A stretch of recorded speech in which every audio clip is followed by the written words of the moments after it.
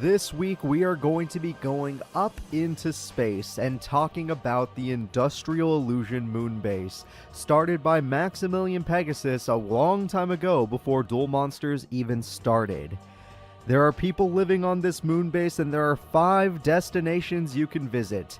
Those destinations are the Satellite, Neo Domino City, the Forbidden Lands, the Crash Town, and of course the facility. So there are many places to go while you're here, but most people and tourists obviously go to Neo Domino City because Satellite has become a dark place ever since Yami Pegasus has gained control of the company. Now that Yami Pegasus is in control, all the people living in Satellite are working in junk factories, including the children, and they have been suffering for a couple months now. But every year, there is a tournament known as the Fortune Cup, where every district, all the 5 districts, gets to come together, and they get to duel, their best duelists get to duel each other. Which means there is still a tournament happening today in the Satellite Slums, where one of the slums characters gets to move up all the way to Neo Domino City and try their deck against the best duelists in the world.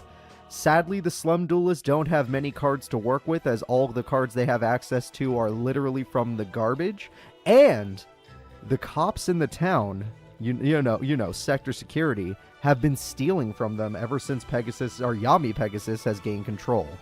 So, we're going to see who can win today's Satellite Slums tournament, and we're going to see which of these characters can go all the way to the the Fortune Cup, which is going to be for this year. Herman, Team Catastrophe. Herman is the muscle of Team Catastrophe. He scoured the Satellite District they took over for the rarest cards. He was the one who found the Synchro Monster used by Team Catastrophe. There are new monster types in the world of Yu-Gi-Oh! Master Era. They only exist on the moon right now, but they are called the Synchro Monster. We're going to see if Herman can do it, as he was one of the people to find a Synchro Monster that he and his team share. Carly Carmine, a Neo Domino reporter. Carly has been trying to find a good story for her boss. She snuck into the Satellite District to cover the Slums tournament. She hopes to duel some interviews out of the contestants. So she actually snuck in during the Slums tournament, which actually made her a contestant because they think that she actually lives there. And worse off than that is now she's planning to duel these poor people into force them to give her an interview about what's happening in the slums. I'm sure she has good intentions and she wants to expose what's happening in the Satellite, but she's still doing it in a kind of messed up way because she's taking away people's opportunity to escape, unless she just throws the duel after she finds out how cruel this is, but we'll see. Gerard? Gerard is now a famous photojournalist after graduating Duel Academy. His first story was his own account of the GX War. He's covered wars, you know. His next goal is to expose the corruption on the Industrial Illusion moon base.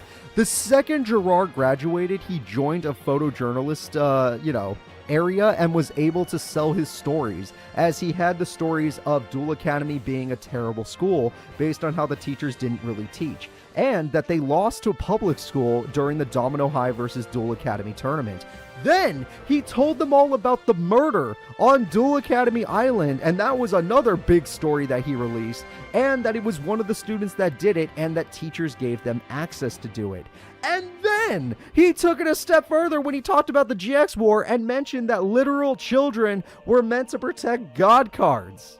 Gerard literally put Duel Academy on full blast, and because of his actions, Duel Academy has had to shut down most of their other schools. There are only 2 schools left of Duel Academy, which is insane. So now he's on Duel Academy's #1 hit list, but honestly, I think he did a great job. Officer Trudge. Trudge was once a resident of Domino City in his youth. After graduation, Trudge struggled to find work due to his poor grades. After the Big Bang, the moon base began hiring more security. He loves his job. Trudge has grown up. It has been a year since graduation. And now that he has graduated, he is going to be going out into, well, almost a year. It's a little less than a year. He is going to be going to the moon base, and he loves the idea that he's allowed to brutalize the citizens and steal their cards. It feels just like high school for him. Honestly, he has access to some powerful cards right now, but he's still a young officer, so the best card he has is his Stingent Sergeants. We'll see how he does in today's tournament. I know he is going to be a big threat with his freaking synchro monsters. All of the freaking police officers have access to powerful cards. That way they can keep the citizens in line. But they still struggle against some of the gang leaders, so we'll see if he can do it with his deck. Lug, Team First Class. Lug used to be a part of a rich family in Neo Domino City. His family disowned him after he was sent to Satellite for stealing cards. He hopes his friends will never leave him while they try to escape Satellite. That's right, Lug was part of a group of friends that actually used to steal cards in Neo Domino City, but after they were caught, they were sent to the Satellite to work off their debt.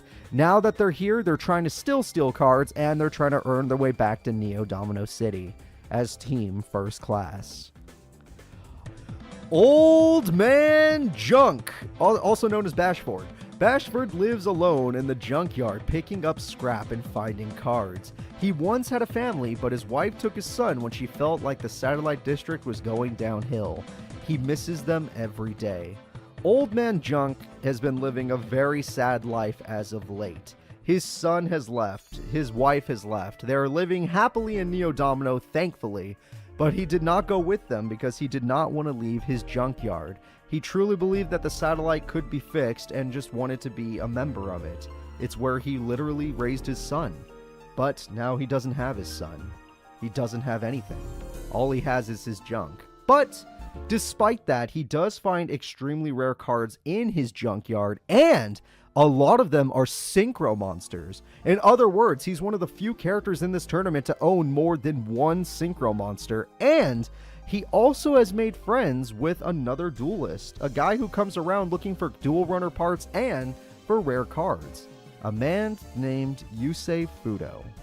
So, Old Man Junk is kind of just holding on, hoping that the Satellite will change, but he is in a little bit of a depressive state, and the only thing that brings him joy is talking to his good friend, the young man, Yusei Fudo. So, we are now going to be moving in to our grand finals. The winner of this tournament will be appearing in next week's Fortune Cup. So, everyone, wish them luck. Who would you rather see? Lug and his what is it called again? Deep sea something? I don't remember. Deep sea something. Or would you rather have Old Man Junk show up? Lug wants to reunite with his family. Old Man Junk wants to reunite with his family. Actually, that's crazy. They both got the same coelacanth. Coelacanth. I don't know. Yeah, both of these people want to reunite with their family. It's really sad. Lug is not an old man, by the way. Lug is quite young. He just looks kind of weird because he's built big. Umi is here. Oh, he already can use Moray of Greed. That's really good. That way he can get a big old 3 cards in his hand. Though the 2 monsters he used was kind of strange. And the attack goes through for good damage. 400. Not bad. Looks like Mr. Junkman has a bad hand, but Jar of Greed can fix it. Junk Defender actually could do a good work. That card could save him. Junk, whatever its name is. I keep forgetting. What is this card? Junk Breaker is not going to do it, though. And Junk Defender saves the day. Good job. Big old Junk Defender. 2100 defense, ready to protect itself. Heart of the cards. We got another one. Junk Defender's up to 21, and we're not going to use the... Oh, okay, we're going to use it. Old Lug here has a really good chance of winning if he can get his coelacanth already. Oh, that works too. And the Golden Flying Fish, the card that won him most of his duels. Did you just do that? I didn't know they were dumb enough to do that. I'd never seen the AI be that dumb. I've tested these decks and I'd never seen that interaction. God fucking damn it. God damn it, not in grand finals! What is wrong with you, old man? Well, you look at the young guy and you're like, oh man, I want you to... He's throwing, yeah, he is. He's like, I want the young guy to be with his family. I had my chance. My kid probably hates me. And he's right. No, I'm joking. I'm not going to write that. I might write that. Oh, shit. Old Man Junk throwing the duel. We're going into game number 2. This could decide everything. Old Man Junk, you don't get it. He was a thief. He joined a team of, he joined the wrong crowd. You can't do this. You gotta show him that Old Man Junk. That Junk Berserker. You haven't even shown Junk Destroyer yet. You've only shown like 2 Junk cards. Or Synchro Monsters. Well, that eel is good, but it's not better than the 2 monsters I'm already looking at. Junk Forward's really good. Alright, Junk Forward goes in. Junk Blader goes, son of a bitch. TT! Alright, TT has massive value taking out Junk Blader and its annoying effect of gaining attack points. Oh, Lug's bricked. And he has no back row. Oh, that sucks. If you are a Lug fan, I feel bad for you. Old Man Junk actually has monsters, like the Blader, if he wants to go maximum damage. Nope, he just wants to have maximum threat. Makes sense.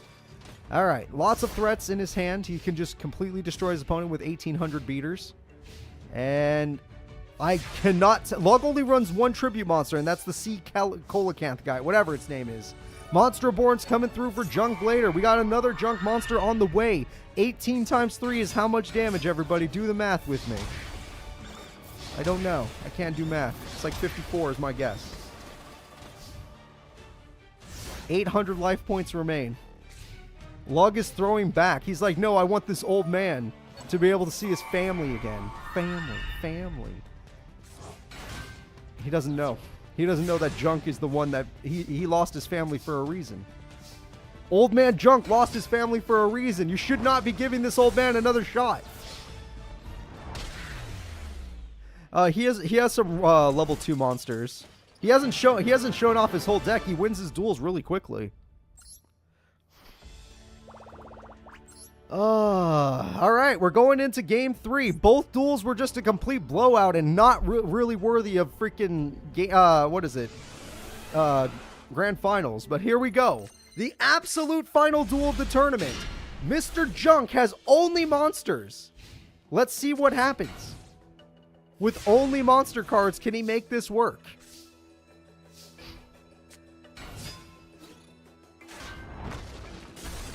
Unshaven's gone. What about you, Lug? What can you do?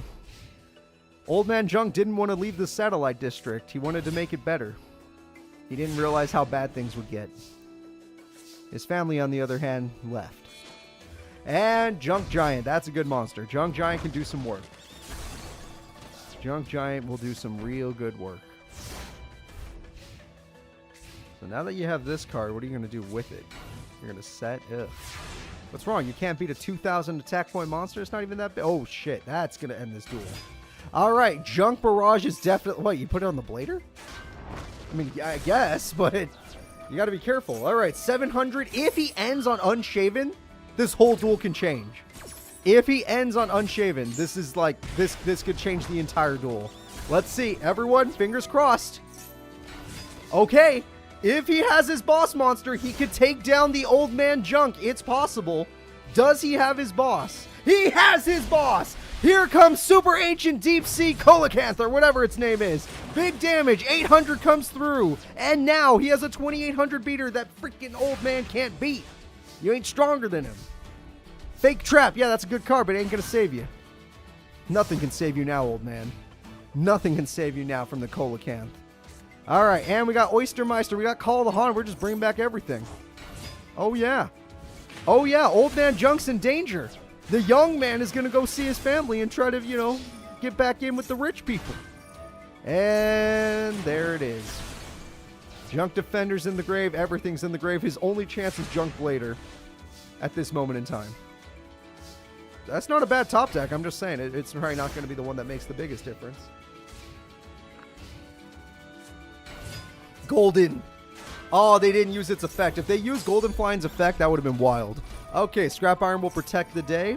Oh, Colacanth's effect activates. Did you just target me? Fake Trap! Fake Trap, you're crazy! You can't stop this!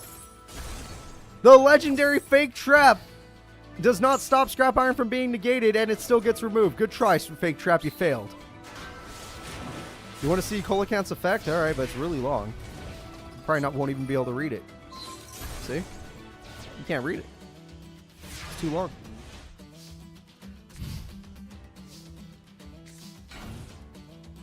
All right. That's the end of the duel. Golden Flying Fish has a guaranteed win right now. It's over. This junk man is out of cards. Lug, out of all the characters to escape Satellite, Lug is going back to see his family. And if he can win the Fortune Cup, maybe he can go home. Maybe he can go home. That is going to be it. This was fun. I got to see a lot of weird decks. I got to see a lot of characters do good. Lug, perfect character. Love him, just like Ed from Ed and Eddie. Old Man Junk, the name alone is all I need. Clock, the name alone is all I need. The name Clock is hilarious. Sid Barlow, amazing gadget deck. Actually had some really good plays. All the shopkeepers were busted. Itsuki was a huge surprise. Larry did good and Angie did good. Overall, I would say these are some pretty cool characters. In my opinion, though, I am sad that main characters got their asses kicked. But there might be some new things happening next week, so you don't have to worry about that. You don't have to worry about no main character showing up. Welcome, everybody, to the character roundup of the Yu-Gi-Oh! Master Era Fortune Cup. We are going to be hosting this year's Fortune Cup, of course, always in Neo Domino City. And this year is going to have the most competitors we've ever seen in a Fortune Cup because the director is trying to be nicer to the Satellite. In fact, the Satellite has so many competitors this year that other regions or other districts are starting to get upset. But we're going to see how they perform today. We're going to see who is going to get that wish from the director, and we're going to figure out what that wish is. So, without further ado, let's get into our character roundup, and let's see who can win the Fortune Cup. Armstrong, the facility's representative. Warden Armstrong has won the facility tourney every year and has attended many Fortune Cups. He made semis last year, only losing to Hunter Pace. The wish he has for the director is cruel. That's right, Warden Armstrong, the leader of the facility or the prison, whatever you want to call it, is going to be the facility's representative this year. He runs a powerful Iron Chain deck that has the ability to deck out opponents, burn opponents, and of course, overpower opponents with his legendary Iron Chain Dragon. He has one of the powerful Synchro monsters, and his powerful Synchro Dragon can leave a dent thanks to the Iron Chain combo. We're going to see how Warden Armstrong does in today's tournament, and if he can get his wish, which, honestly, given that every single prisoner barely got to participate in the tournament, I can assume his wish is going to be cruel towards the prisoners. But we'll see what happens. Commander Coda! Commander Coda is another director mercenary. Commander Coda works for the director. His goal in this tournament is to stop any contestant from getting the wish and to force out the powerful new Synchro Dragons in this tournament. The director has been made aware of Synchro Dragons that have been released. The release of these dragons happens not long after the Forbidden Lands tournament. Something happened in the Satellite that honestly had an energy spike in the Forbidden Lands, something between these two areas. And because of that, 5 legendary cards were created and were beamed into the world. We're going to see what these cards can do in today's tournament, and Coda is here to take them down and reveal them. Luna, Moon Academy. Luna and Leo were approached by the director and invited to this year's Fortune Cup. Luna was suspicious about this, but her brother accepted. Luna can hear and see card spirits. That's right, Luna is a young girl that actually has the ability to hear and see cards, which sounds a little crazy and honestly is a little crazy, but she's not the first character we've run into that has had this ability. But the fact that she can also talk to them is kind of strange. We're going to see how Luna performs today. Her legendary dragon, Ancient Fairy Dragon, a card that she received not long before the tournament, is going to be quite a menace. She kind of just found it in her deck when she was in a dream. It's kind of strange. I wish you luck, Luna. Hunter Pace, a returning champ. Hunter Pace was once a representative of the Crashtown district. He won last year's tournament and wished for a life of luxury. He receives just that in Neo Domino City. He is back for a bolder wish. Uh-oh. Hunter Pace wants something even more bold than just a life of luxury? Now I'm getting worried. But yeah, Hunter Pace last year was a Crashtown representative. He won the Crashtown tournament and was able to go to the Fortune Cup and took down everyone in the Fortune Cup with his super powerful Skullflame deck. His Skullflame deck can summon the Skullflame and Supersonic Skullflame monsters super easily, so he's one of the faster decks you've ever seen, and he hits pretty darn hard with burn effects. So we're going to see if Hunter Pace can do it today. I'm pretty impressed with what he's done in the past, and I'm hoping that his AI plays well. Gil Ransborg, a returning champion. Ransborg won the second Fortune Cup. His Royal Knight deck has both attack, defense, and speed. His wish was to be an honorary knight. This wish was granted, but now he has a new wish in mind. Gil Ransborg won the tournament 2 years ago, the Fortune Cup from 2 years ago, and that Fortune Cup was one of the hardest ones ever. But his Arcana Knight deck, this freaking Royal Knight deck, is so fast and so powerful that he put all of his opponents down. He did not participate in last year's Fortune Cup with Hunter Pace, and honestly, if he had, I think he had a good chance of winning.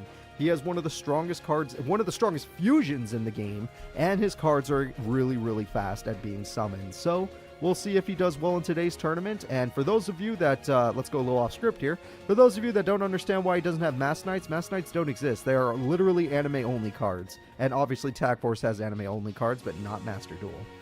Lug, the satellite representative. Upon returning to Neo Domino City, Lug was able to make it home before the tournament started. His parents were not happy to see him and kicked him out. Lug knows exactly what to wish for. I'm sorry, everybody. Lug did make it home. He made it back from the satellite. He tried to tell his parents about his journey through the satellite and the horror that is going on in the satellite. But his parents are too disappointed in him and did disown him in the last time he saw them. And nothing has changed. No matter how good of a duelist he is, no matter how hard he works, his parents don't want to accept him. So, Lug enters the Fortune Cup and has a very important wish in mind. Lawton! Lawton of Crashtown Rep. Lawton is the younger brother of the biggest gang leader in Crashtown. He won the Crashtown tourney with his excruciating Burn Blitz deck. Some duelists died against him in Crashtown. Yeah, Crashtown's a little bit more lawless than some like to admit. If Satellite has way too much sector security, Crashtown has none and people can just do whatever they want. And Lawton's extreme burn deck is something to be feared. So we're going to see how Lawton does today and if his burn deck can leave a dent in any of these Fortune Cup duelists. Greiger, Forbidden Lands representative.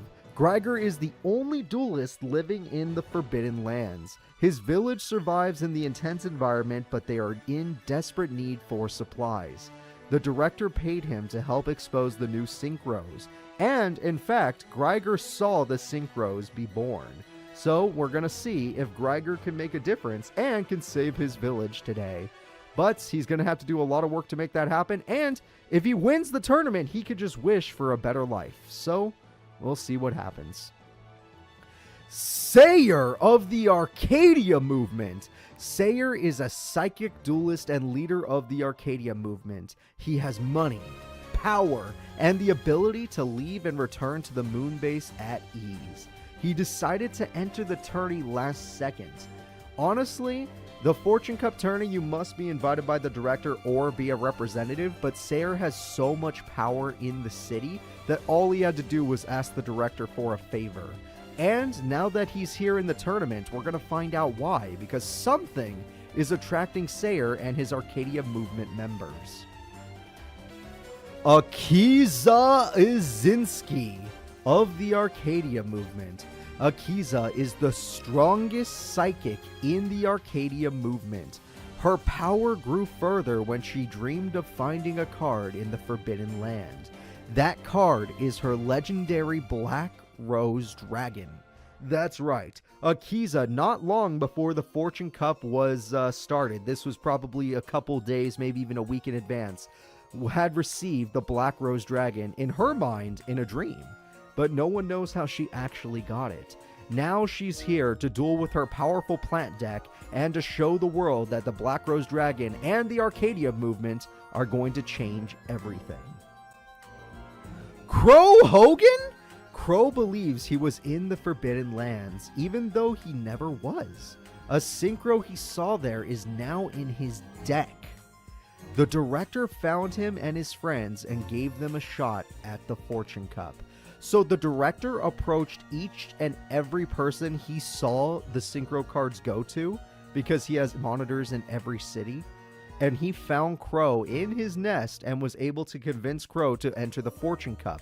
And Crow obviously did not need much convincing. He was just like, oh shit, Fortune Cup, I'm down. I was trying to go there anyway. My new Blackwing Dragon's gonna make it happen. So Crow is here with pretty much a Tag Force 4 full power deck, if anybody here knows what that means.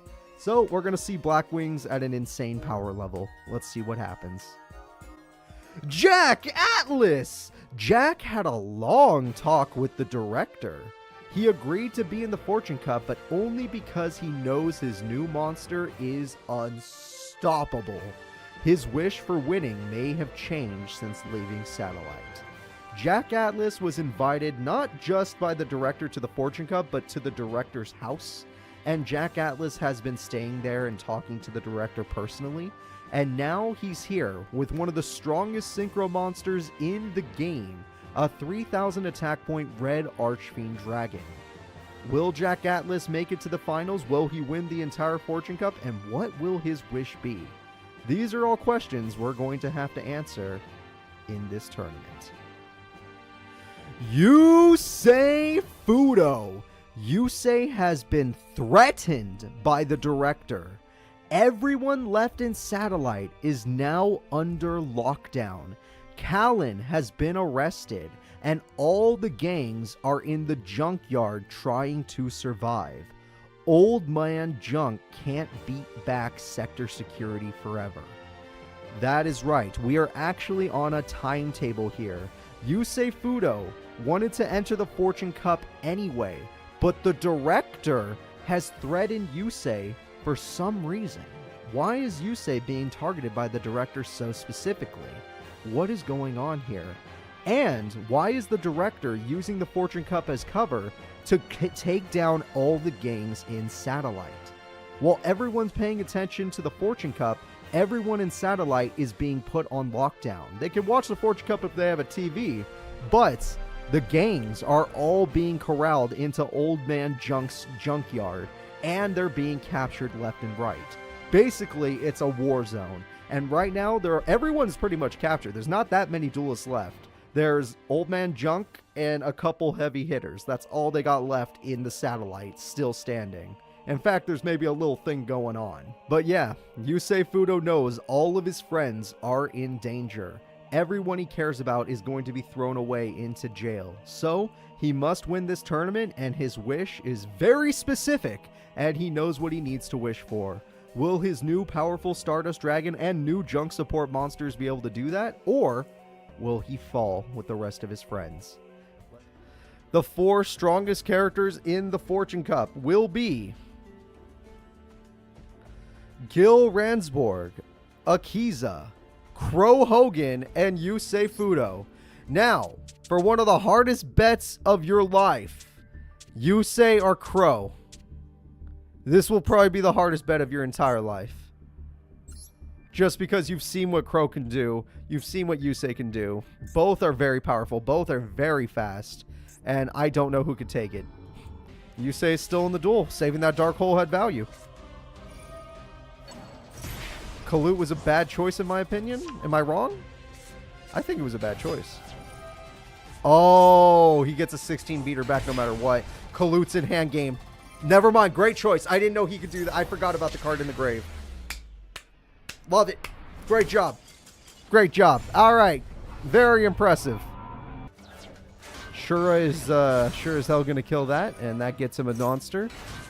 Collude in hand. Oh, there we go. Gain 500 attack points and scrap iron. Yeah, you forgot about scrap iron. You just forgot. Super Saiyan Joey, that makes sense. I'm guessing that's not a oh, Collude's in hand. It's over. He can attack with well, actually, you need to do the wedge counter thing either way. Quick draw is useless at the moment. Yeah, you played yourself. I'm sorry, did you not watch him put Collude in his hand? I'm guessing you didn't watch. I think Yusei just threw the whole duel in that play. I know Crow had low life points, but still, you just threw the... Oh my god. Oh god. Are we going to see the whole shebang? Alright, we got the Synchro Monster from the slums. Yeah, Black-Winged Armwing is here. Armor Master's here. Oh no, we don't want Black-Winged Armwing. That's for losers. You know what we really want is the boss monster, Black-Winged freaking Dragon. Now what, Yusei? Scrap Iron ain't going to save you now. Well, actually it will, but you know what I mean. It's not going to... Oh, no, it isn't. Spirit Force! Yeah, I'd do that. That's a good idea. Spirit Force will save you. Now, I would use that immediately. Alright, Spirit Force saves the day. Holding on with Super Saiyan Joey. You need a Dark Hole or you lose. What?!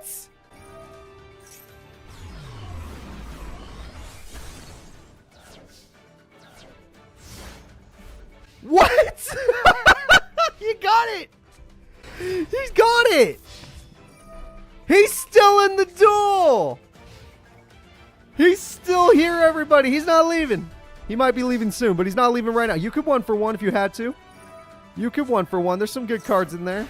Yeah, tuning wear. Beautiful. I didn't think that would be his choice, actually. That was a mistake, but whatever. As long as... Okay, I was going to say, as long as the opponent doesn't get another monster, he's fine. His opponent got another monster. He's actually dead. Big misplays. He could take the 8, but you know what he could top deck? Junk Synchron. Why don't you top deck Junk Synchron for your old buddy here? No, that's not a Junk Synchron. You're dying. You say that play, you might have just died. That MST, that trap has been helpful in 2 duels now. In 2 duels now, Crow's trap that never gets used has actually been helpful. Yusei is totally just... He's dead. He's dead. He was dead either way, but goddamn. That was an amazing top deck when you got it, Yusei, but you know this is... Just stop. You just Crow, slow the f down. We get it. You're Tag Force 4, Crow. I get it, sir. Are you trying to have all your Synchro? He got all of them. This is his whole deck. He wants to show off all of his amazing monsters. Did you see them? I hope you enjoyed. With the boss. End it with the boss. 2,800 and it's over. Black-Winged Dragon will do it. Crow obliterated Yusei Fudo. Yusei Fudo, I'm sorry for you, man. You had a real reason to do this. Granted, I'm guessing you and Crow's wish is not going to be that different. The next duel is Gil Ransborg, who is just as fast as Crow with all the combos he pulls off, versus Akiza. Akiza's overpowering him, which I did not expect to see, but Botanical Lion could do that. Gigaplant's here, but you should use Lone Fire before using Giga... Oh, okay, you know what? I get it now. I get why you did that now. That's a good card. That's a very good card, especially with the effect you're doing. Akiza, you're not even pulling... Is it because he doesn't have a Synchro? He doesn't have a Synchro, so you're not going to pull out one of your... Please don't do that, Akiza. You have no life points left. You've actually just killed yourself. Akiza just lost the duel because she kept attacking with that.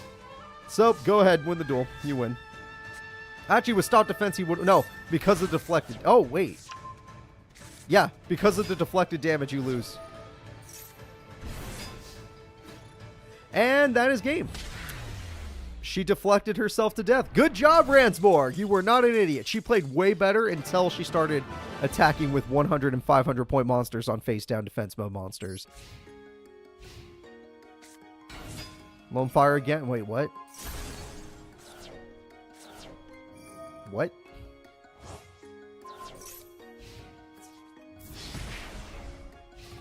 Why? Why?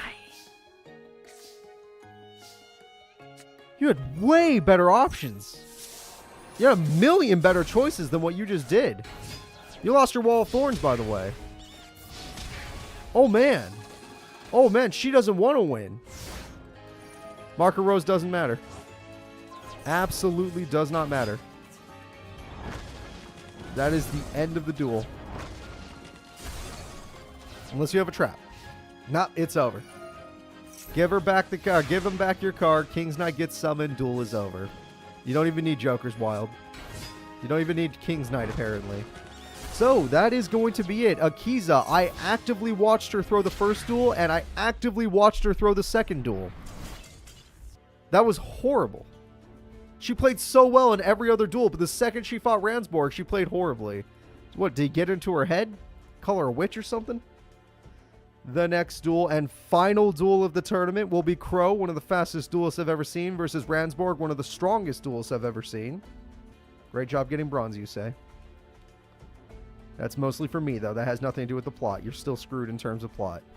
Unless Crow wins, then it's probably going to be okay. I've never really had an attachment to any synchro users other than maybe Jack Atlas, so I'm down with Royal Knights winning. I think Ransborg, I like the character sucks obviously, but the decks are cool. So if the deck's cool enough, that's good enough for me. Kind of like Crowler, where I really don't like Crowler, but Ancient Gears though, you know, that's pretty good. All right, Pot of Greed comes through, and that's a lot of monsters. Okay, well, he's like, yeah, that's too many. Starting with Darkhole and TT against Crow is amazing. Just because starting, and with Joker, holy crap. Crow got so unlucky. That is amazing of a start. Polly won't be so useful, though. Not for a while, anyway. Jack's Knight is here. Joker's Knight is there. That's 2,000 damage. Crow, do you think you might be able to pull off the same combo, even though you lost a lot of monsters in that one play? Sirocco's good, yeah. Just to hold the field, that's fine unless he crashes. We have ourselves a set. That resummons Gale. That's a good card. Alright, Gale can be used for its effect. And they can both go in for battle, just in case there's some sort of trap card you have to be careful with. And there was a trap to be careful with, so good job.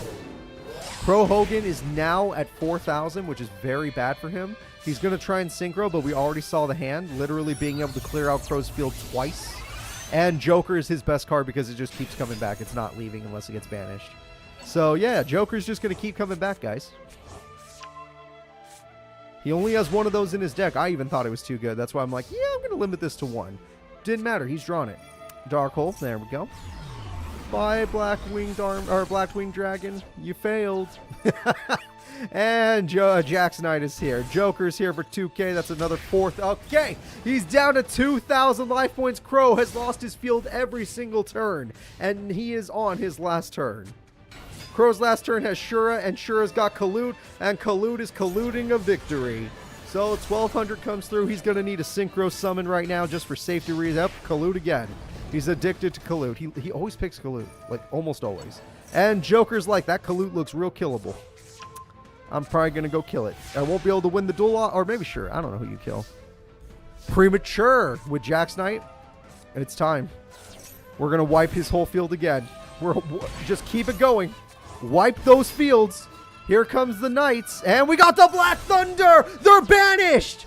He got rid of it for good this time. Or Black Sonic, sorry. Black Thunder does burn. It banished the cards. He's in. Zephyros. And we got a Synchro Summon. With the Synchro Summon, we're going to summon the all-powerful Armor Master. With Armor Master, we get this monster right back. Kalut's in hand right where it belongs. 400 burn. Crow is fine. With Kalut, he's going to end this duel. Crow takes game one despite an insanely strong starting hand by his opponent. Crow's hand must have been just as strong. Crow got pissed. Yeah, he got real pissed. He's like, stop destroying my monsters. Please. That hand is not as good. Not when it comes to fighting Crow. Shining Angel is good, but the rest of them are not as good. Ironically, you don't want to draw the Knights in this deck unless you have Polly in your hand. MST is very valuable. Black Whirlwind would have been insane. Sirocco is here, but it's just going to help. If he gets Queen's Knight immediately, then this is a good play. Yep, that's a good play. This is going to be scary. If he top decks Poly, I'm going to cry.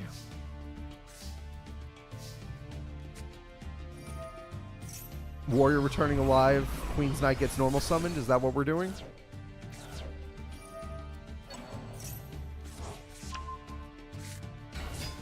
He's got the whole thing. Queen, Jack, King. He just needs the freaking Arcana Knight.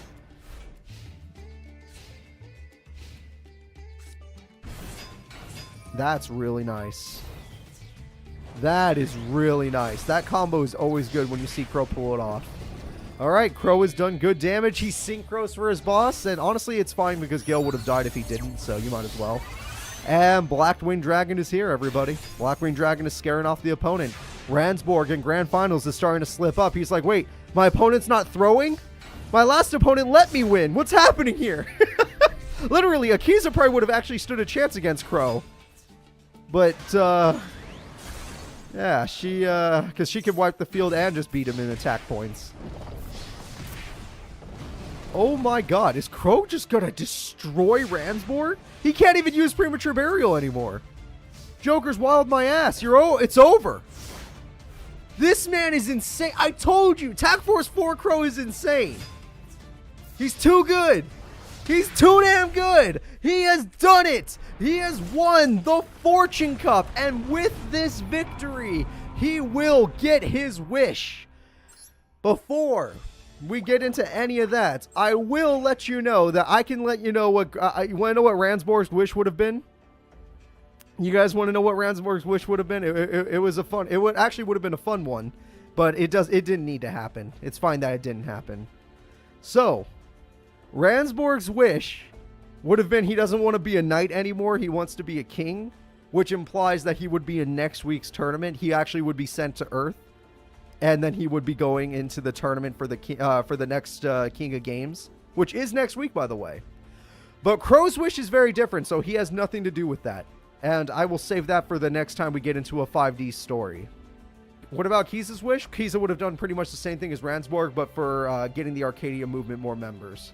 She will become king on Earth to get more members. Today's tournament is going to be about the Arcadia movement on the moon base trying to take over the moon base. And the reason they wish to do this is to spread their influence and their group's power.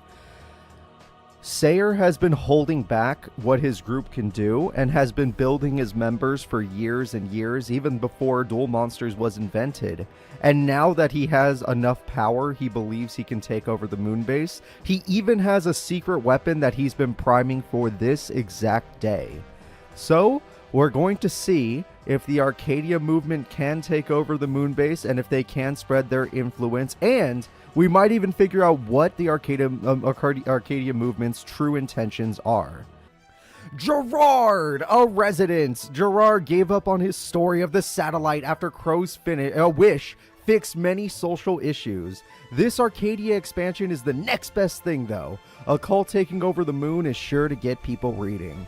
So yeah, Gerard's story about the satellite slums was kind of ruined since Crow was able to fix a lot of the social issues the moon was having by becoming the Fortune Cup champion and wishing for a better world. Now that this has happened, Gerard has had to change his story, and he's gonna change his story with what's happening right now. The problem is, I don't think the people that he is going to write the story about want to be interviewed, and he's in a lot of danger trying to interview them.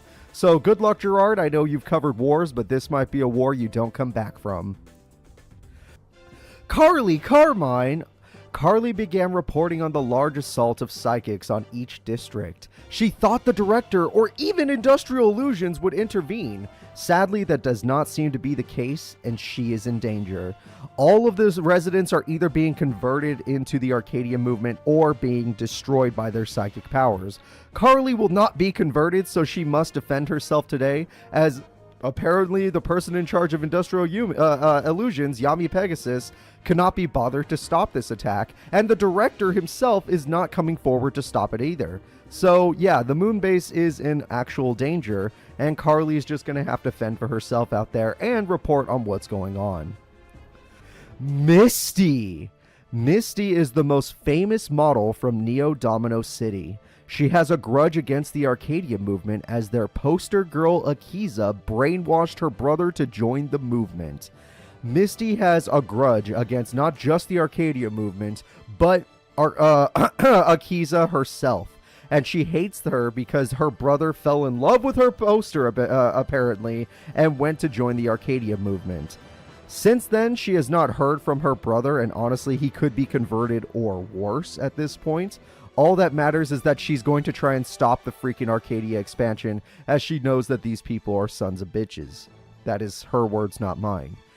She does have a pretty cool deck today, as her Giga deck is really powerful and has some good reptile support. Luna! There are some major problems going on in the spirit realm. Lots of souls have been appearing there, and their owners' bodies seem to be under some sort of control on Earth. Now Luna is in danger. Luna is a character that can go to the spirit realm, and in the spirit realm, she has actually seen souls of characters we all might recognize, and those souls of characters are asking for her help. But she can't really do much to help them when they're literally on a freaking Earth and she's on the moon.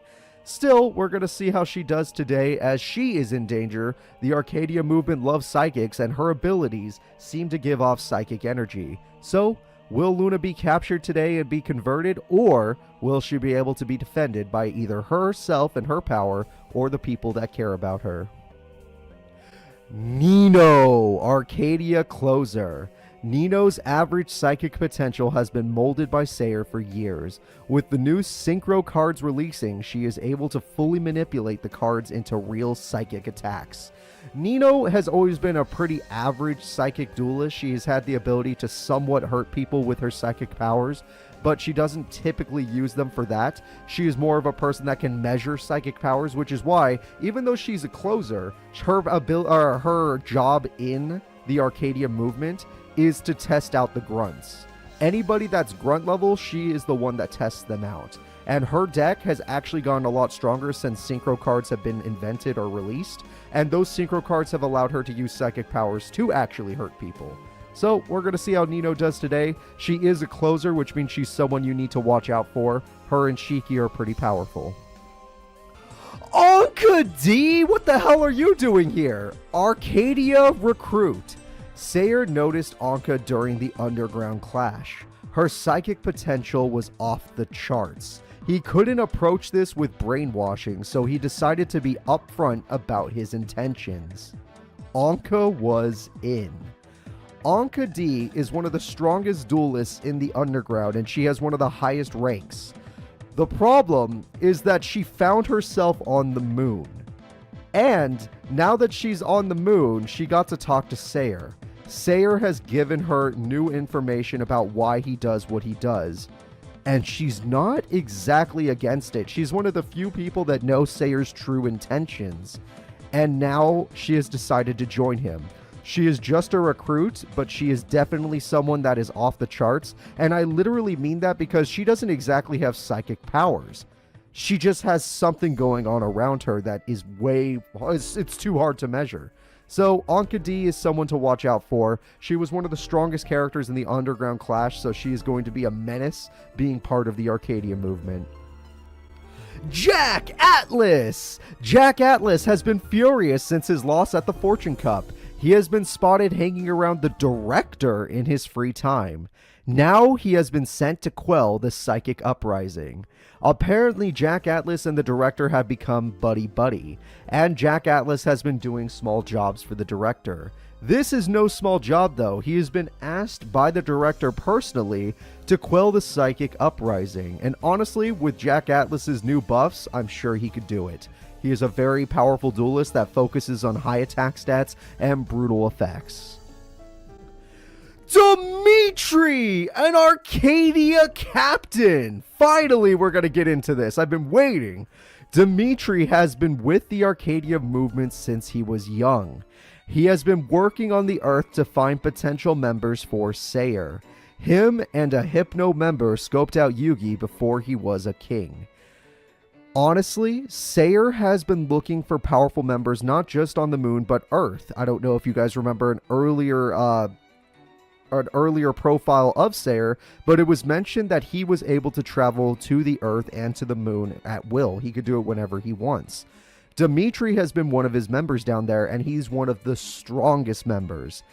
His goal, way back when Duel Monsters first started, was to find out the potential of champions. So he went to Diesel Kane, he went to Yugi, he went to anybody that was winning tournaments, and he was supposed to see if they had psychic potential. If they did, he was supposed to bring them back or, get them under his control for the Arcadia movement. If they didn't, he was just supposed to leave them be. Dimitri didn't leave Yugi be because he felt something about Yugi's deck. So he stole it. The weirdest thing, though, is Dimitri, even though he stole Yugi's deck, he didn't put Yugi on Duelist Kingdom Island that day. So he was the one to hypnotize Yugi and his friends. He didn't measure any psychic potential between them. And what he did end up doing was just taking Yugi's deck for himself, as there's something really good about it. And we could say it really is pretty good, because in Duel Academy, when he was a member of Duel Academy, giving Sayer information on the students there that do have psychic potential, he was literally able to get top 3 and become a God's Guard. It was insane. Dimitri was definitely a very powerful duelist using Yugi's first ever deck. Officer Trudge, a resident. Trudge has been thinking of quitting security now that he can't beat up citizens. This Arcadia expansion is exactly what he has been hoping for. A chance to really let loose on some troublemakers. That's right, everybody, Trudge is back, and even though he didn't want to really be a sector security anymore now that he actually just had to be a normal, nice police officer, he has now got new freaking power. He's like, oh man, I can't wait. He's got new motivation to do his job. He just wants to beat people up, and now he gets to beat up a bunch of psychic duelists. And what's better is he's allowed to use his real deck today. He doesn't have to use the deck given to him by sector security. Sayer of the Arcadia movement, the leader. Sayer has been waiting to take over the moon base. Now that his secret weapon is ready and willing, he plans to gain control of each district and then send his troops to spread the word on Earth. The expansion has begun. Sayer has been biding his time until he found enough powerful psychic duelists to join his ranks. One of them was Anka D. He was waiting until he could convince someone as powerful as her to join him.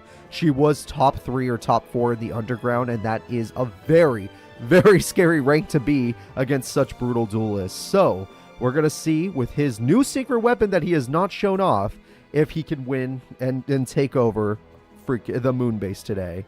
And if he does, he'll start to spread his influence to the Earth. Akiza Izinski, Weapon Alpha. Sayer's influence over Akiza weakened during the Fortune Cup. She is the strongest duelist in the Arcadia movement, and she believed she was the strongest psychic. That thought has changed now that Sayer has revealed his weapon for this attack, this expansion. Akiza truly is one of the strongest members, as she was really close to winning the Fortune Cup. She kind of flopped up at the semifinals, but in semifinals is how far she made it to semifinals, so that's pretty darn good. She is considered a weapon alpha because he had to go back and manipulate her some more since the Fortune Cup. She is not an official member of the Arcadia movement. She is a weapon of the Arcadia movement.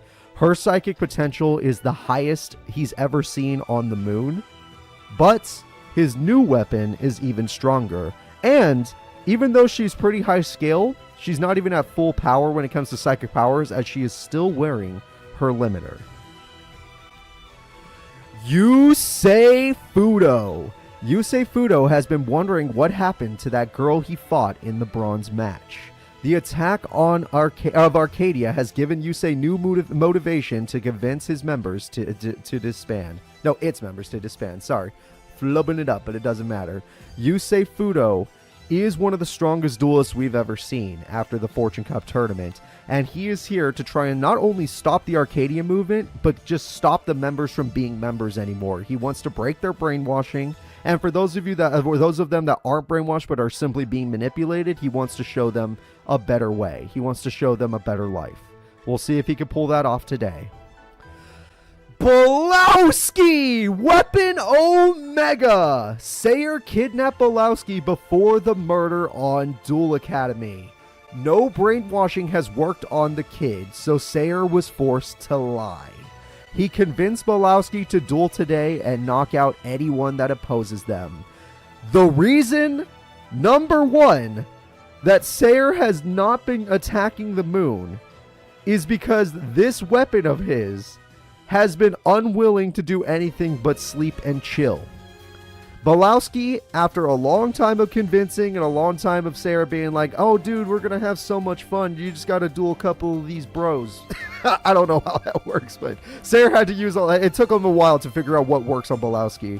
Belowski is like, oh chill man, I'll duel these guys, I want to show them my cards. Belowski's deck has been improved by the Arcadia movement, but he was unwilling to throw away his Moki Moki cards. But on top of that, the Arcadia movement has given him new cards. So we'll see how he does today. Obviously, he still has his psychic move in effect. And for those of you questioning why he's the strongest psychic, he was literally put on Duel Academy Island to suppress Egyptian god energy. He was the reason no one knew they were there. He has that much power. Are you crazy? Crow Hogan, the Fortune Champion. Crow has become the hero of the Satellite District. His wish for a kinder world has allowed many lives to improve. Sadly, the Arcadia expansion threatens his dreams of peace for all. Crow is here today to stop the Arcadia expansion. I don't know if he's going to be able to do it, but he's going to try his absolute best. Alright, Spiritual Force does not matter. Game 2 is over. We're going to be moving into Game 3 now, everybody. And in Game 3, we're going to see if Nino can make the biggest upset ever happen, or if Crow will do what he did in Game 2 and just show off all of his synchros. Because I feel like Game 1, he just threw that duel. He threw away all of his tuners, which means no synchro summon potential. And when he did have the chance to synchro, he just didn't. It was weird. It was very weird of him. Okay, that's a powerful card. Also, they started with Dark Hole, which typically is bad, but against Crow it could be good, given that Crow could summon 1 billion cards in one turn. Shura will, yep, Shura into Armor Master. We already see this coming. But Armor Master won't last long because there's a Dark Hole, and that monster, oh my god. And that Monster Born can be very scary. Yep. Yep. So, Crow, this looks like you won. This looks like an amazing first turn. It looks like it. But there's one major problem. If you don't win, you die. You were pretty close. You were pretty close to a turn 2 victory. I gotta give it to him. I have to give it to Crow. He was pretty darn close to that turn 2 victory. The fuck? What? How come every other duel, the AI is addicted to Dark Holing immediately, but Nino won't do it? Nino won't do it. What? What?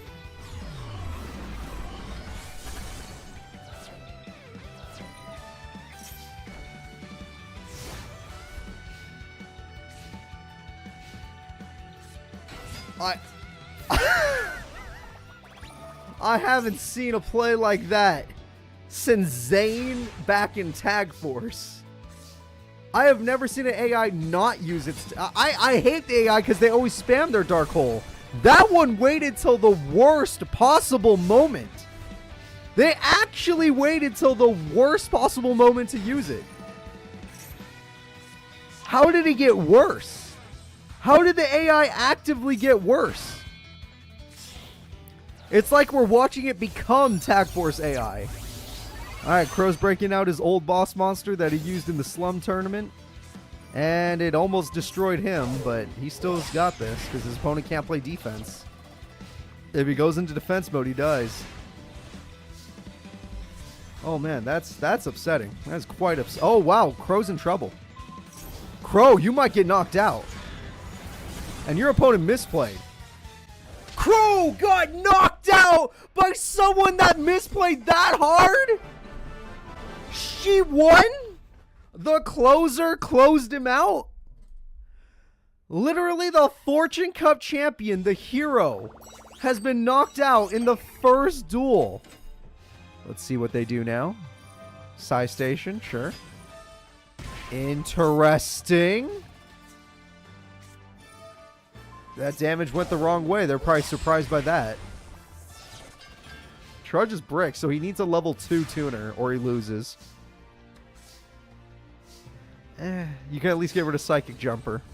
Your opponent's life points are really low. They're in critical stage right now. That's the good news. Trudge, you need 1900 burn. Pandaborg's going to be a nice combo right now, but it's going to cost him to do it. You need 1100 burn, and your opponent does burn himself. So there is a chance for Trudge here, but it's going to be a crazy top deck to do it. Holy shit, that's a crazy top deck. Trudge could actually do it. Trudge could stop Sayer. Sayer has to top deck, but he has to be careful with his life points when he does it. I told you to be careful with your life points. You're disagreeing with me. Trudge, if you draw a level 4 monster with decent attack, you can do this. That's not bad. That is not bad at all. Holy crap. That can end the duel if he summons a monster. He summoned a monster. He has 100 life points left. This duel is about to be decided. Trudge top decks a monster, he wins. Trudge breaks, anything can happen. Heart of the cards. Oh, what? No! No way! He's gonna win by... Give that man a paycheck. He won with exact damage. Holy shit. Gate blocker. More like gate stopper. He actually did it. Trudge with the most amazing game 2 and game 3 comebacks. He's done it. He has beat his opponent. Trudge has stopped the leader, but he hasn't stopped all of them. There is still one left. One problematic Arcadia movement member. I don't even know what that trap oh, it's attack direct trap, right? And that is the end of the duel. Sayer wins game 3. Misty is out of here. Still top 4 is pretty good, and yes, she is dead as far as I'm concerned. Now we're going to see just how good or bad of an ending we are getting. It turns out the character today that surprised us all was Nino. Nino is our surprising character, as they are the ones in Grand Finals. Grand Final Nino is going to be going up against Trudge.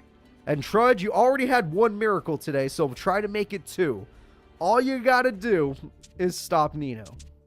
Will the Arcadia expansion happen? Or will the only cop, who is the most crooked cop, by the way, stop it from happening?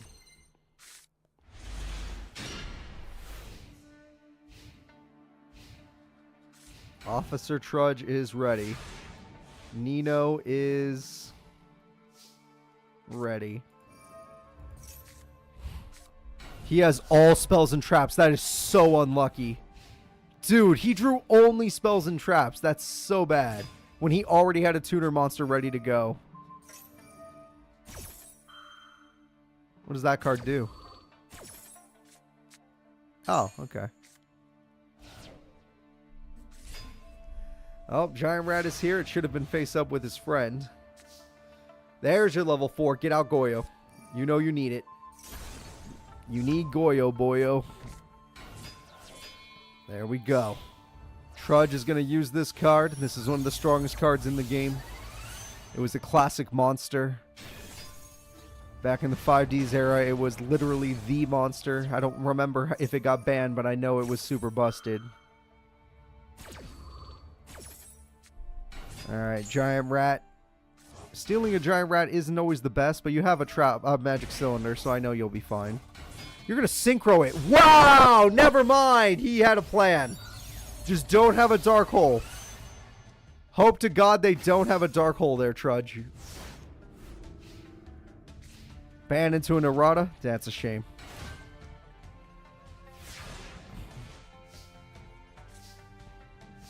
Alright, that Sword Baron's really good. You can flip the opponent's monster, or you could do that, your choice. Goyo Guardian decides to steal the rat again. You do you. We're going to see what the opponent has to offer. That's not the best card to offer, Nino. Nino's getting overrun right now. Oh, they had another rat. That's why. That sucks. Sucks to be you. Okay, well, Nino can now get their boss monster. The problem is their boss can't beat 2 bosses. It only, like, stops 1 boss. Granted, that monster has no defense. Yep, you have what you need. You have a normal summon, by the way. Should have normal summon while you had the chance. Alright, Trudge. Good news. You have a card that's... good news for Nino. You have a card that's super annoying.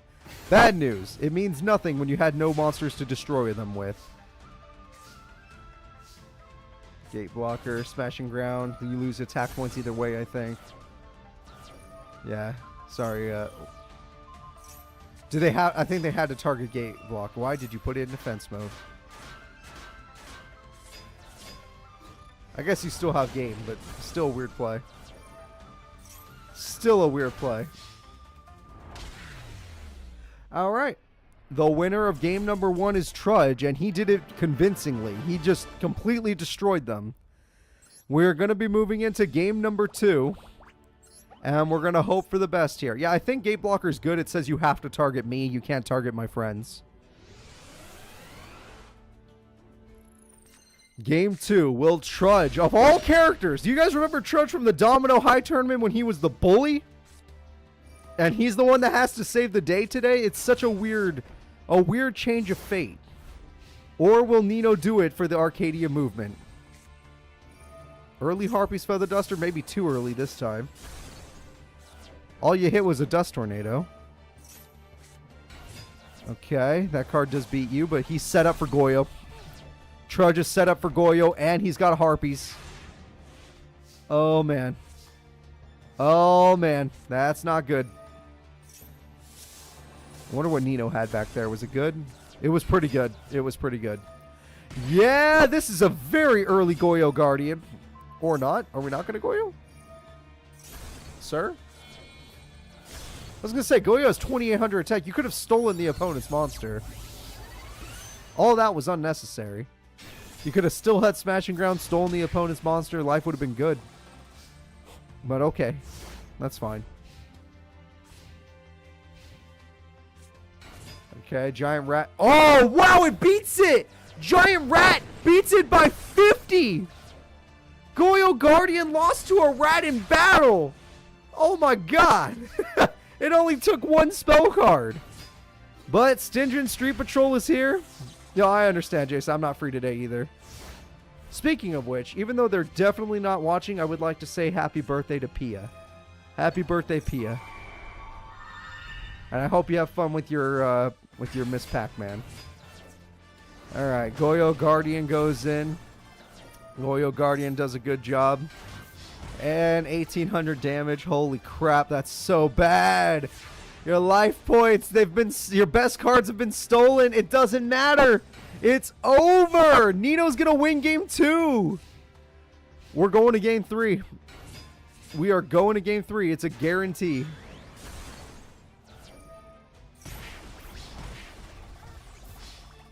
Goyo Guardian on the wrong side of the field wins the duel for Nino. If anyone would have to do anything with stealing, it'd be the Psychic Duelists. We're going into game number 3. Are we getting the bad ending, or are we getting a not bad ending?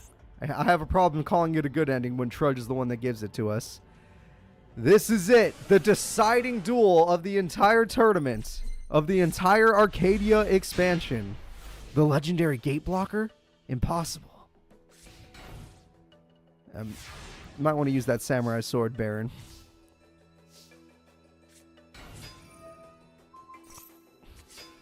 It's always the rat. You gotta be careful. They might have their tuner monster. At least you have a lot of traps.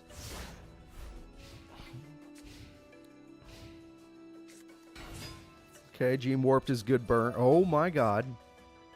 And that happened during damage steps, so you didn't know to stop it. That is a very powerful giant rat right now, but it could get stronger. And we know you have Dust Tornado, so you're not in any real danger. Assault Dog is pretty safe. I like that play. Assault Dog is pretty safe.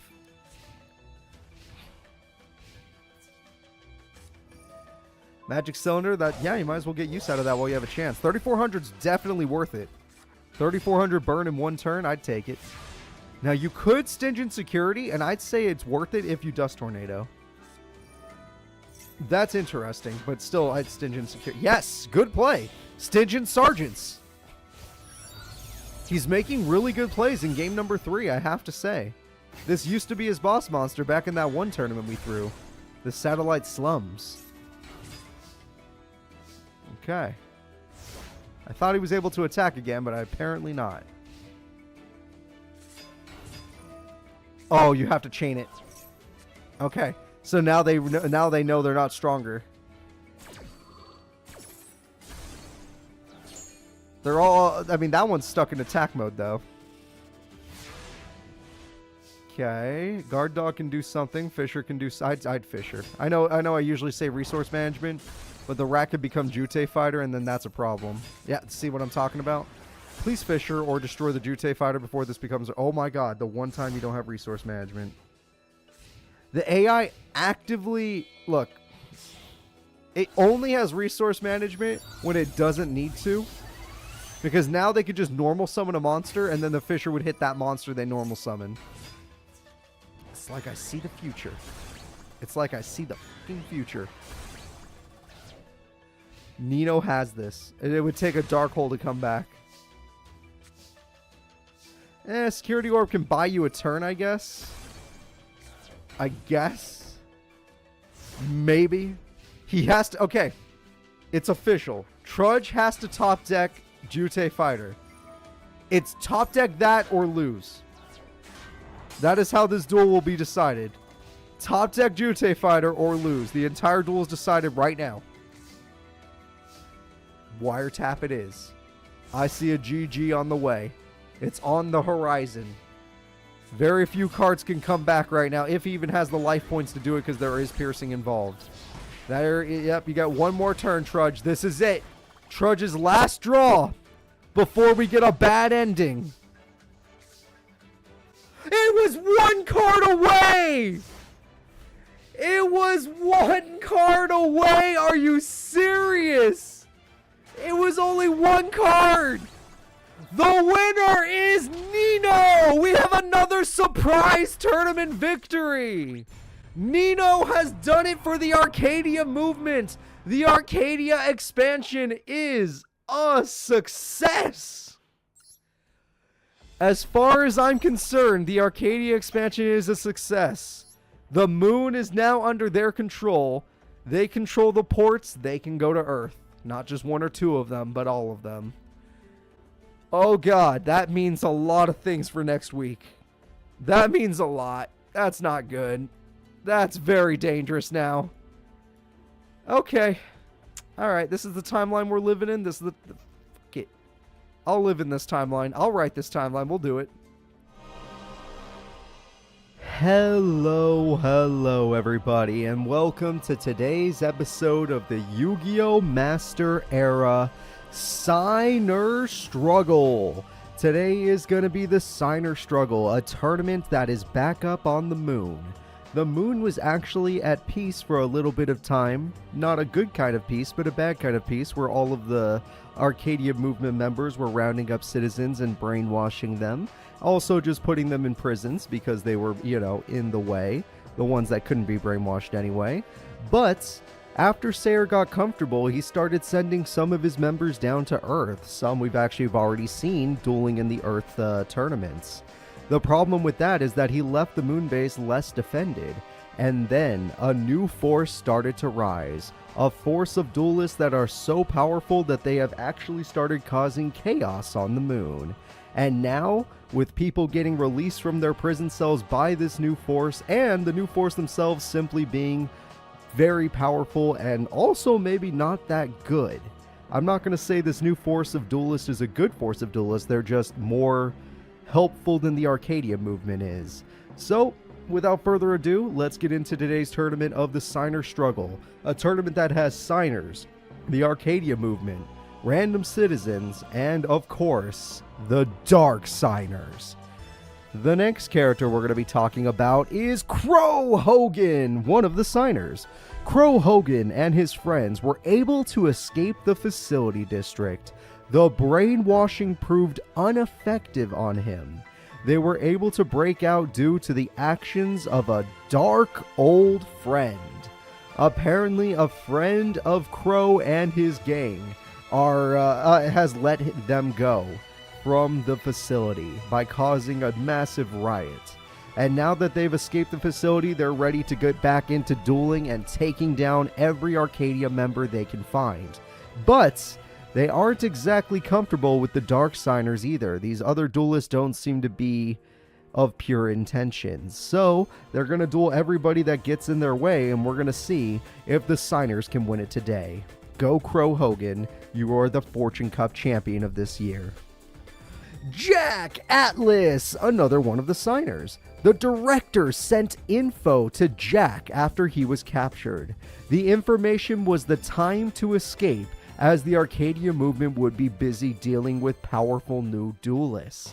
So Jack Atlas knew exactly when a riot was probably going to get started, and by spreading this information with all of his friends and anybody else that could listen, they were able to escape, and he was unaffected by the brainwashing thanks to his signer powers. Sid Barlow, a mind grunt. Sid had been brainwashed by the Arcadia movement. He is now a grunt in their forces against the signers. This struggle of forces could put his brainwashing to the ultimate test.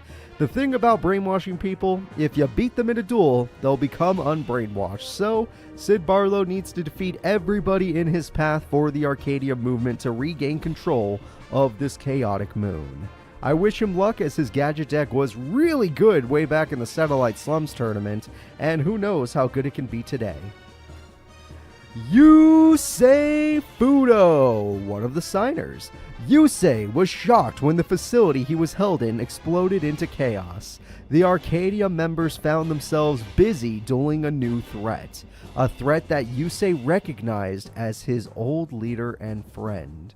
Yusei Fudo understands and knows who the person is that helped them break out of the facility district. And now that he knows, he is going to help everybody get out of the facility, and he's going to duel any Arcadia movement members he finds. But if he runs into the Dark Signers, he's probably going to have to get rid of them as well, because they aren't exactly the good guys in this story. They just happen to not be the Arcadia movement. It's the enemy of my enemy is still my enemy, but maybe not right now. But Yusei Fudo's deck is still very powerful. He just got a little unlucky in the last tournament. Maybe this signer struggle will go his way. He is a signer in the signer struggle, so good luck to you, Yusei Fudo. Lug, a mind grunt. Lug was caught while defending his friends in the Satellite District. He was taken to the Facility District where the Arcadia movement brainwashed him. The signers today need to snap him out of it. That is right, everybody. Lug, one of the people that actually won the Satellite Tournament, the person that won the Satellite Tournament this year, has been brainwashed. His powerful fish deck is going to be used against all of the good guys, and he's going to be a massive threat. He did so by protecting his friends in the Satellite. He did go back to the Satellite. He was with his old gang, and he was able to protect them while the, Arcadia members came in. They got away. He got captured. He got brainwashed. Lug's a good friend, but at the end of the day, he is now just a mind grunt. I wish you luck, anyone that runs into Lug. He's a pretty devastating opponent, especially with that Coelacanth. Dark Signer Callan, or Callan DS. Dark Signer Callan. Callan lost his life to the brutal security beatings he experienced in the facility. He was revived and given a power only known as an immortal god. This power drives him as he attacks the facility. Dark Signer Callan is an interesting case where all of his hatred accumulated into his own death, because his hatred for Sector Security caused him to actually go out and attack Sector Security, and by beating up a cop in the outside, he was sent to prison where the cops beat him a little too hard. And because of that, he was sadly a person that lost his life. But being revived by the powers of the Darksiders, he is here today with a warped mind and a warped sense of reality. He is going to be attacking everybody in sight, and he was guided to attack the facility district by his new boss. Callan is definitely going to be a menace in today's tournament. His field spell is Mausoleum, which makes it super easy to pull off his Earthbound Immortal. Now, his deck is not the one you would expect. Everyone's like, oh yay, Infernities, the AI is gonna suck. No! Darksigner Callan will not be using Infernities today. And now your question is probably, well then what the hell is he using? Archfiends? No! Wait and see is all I have to say. Darksigner Callan, he's got an Earthbound Immortal, he's got Mausoleum, and he's got a fresh deck to show you all today. And anyone worried about Infernities, don't worry, that's for later. Calm down. Darksigner Misty, one of the Darksiders. Misty lost her life fighting hard against the Arcadia expansion. She is now revived with all new power at her disposal. This power leads her directly to Arcadia headquarters to cause destruction. Yeah, Darksigner Misty's an interesting case where we actually got to see her fight for her goddamn life. She was doing so well during the Arcadia expansion, but eventually she did fall, she did get captured, and she refused to be brainwashed, which ended up resulting in her death. Though, death is not the end when it comes to these Darksigners. She is revived as a Darksigner, she is much stronger now, or maybe not, I don't know, her last deck was really good. She has new support today, cards I've never even seen before, but are going to be quite handy for her. We're going to see if she can pull off her Earthbound Immortal. We're going to see if she can get her revenge. Her goal was to destroy the Arcadia headquarters itself. Just like how Callan went for the facility district, she went after Arcadia itself. So, let's see what happens to her in today's tournament. Darksigner Carly. A Darksigner. Carly was unfamiliar with covering wars and lost her life reporting on the Arcadia expansion. She is now back and is attacking the Neo Domino district. Her entire deck was changed in the revival. Her literal monster cards went from fairies into ladies. I don't know what that even means, but everyone listening probably does. So yeah, Carly's entire deck has gone through a major change, and it's actually very fast thanks to some new support cards. I'm very curious to see how it'll perform today, as it does have some cool stuff in testing. In testing, I saw it pull off some things I'd never seen before, so I'm curious to see if she could do it here today. And we all know that she is a pretty powerful duelist with her Fortune Lady deck. The thing is, Darksigner Carly is in a very weird state where she was destroyed simply because she was trying to report on what was going on during the Arcadia expansion, and she sadly met her end against one of the members, or even the boss himself.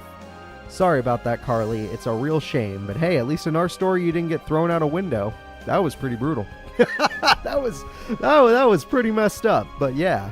So, good luck to you, Carly, in today's tournament. Hopefully you'll get your revenge. You're going to be taking on the Neo Domino District. You're already destroying all of the Arcadia Movement's members, and we'll see how you do today. Dimitri, a closer. Dimitri's obsession with the deck he stole has begun to affect him mentally. Sayer demoted him for his lack of control, which pushed him further into insanity.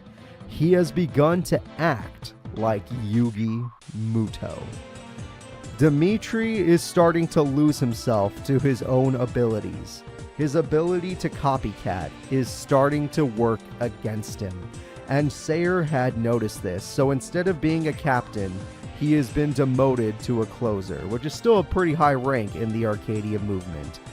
But will Dimitri do good today with his new personification of Yugi Muto? Or will he fall against the might of the Darksigners, the Signers, or the civilians? Old man Junk! He was too old to brainwash. Bashford is done. He was assaulted by Sector Security during the Fortune Cup, and now some head shrinkers want to brainwash him?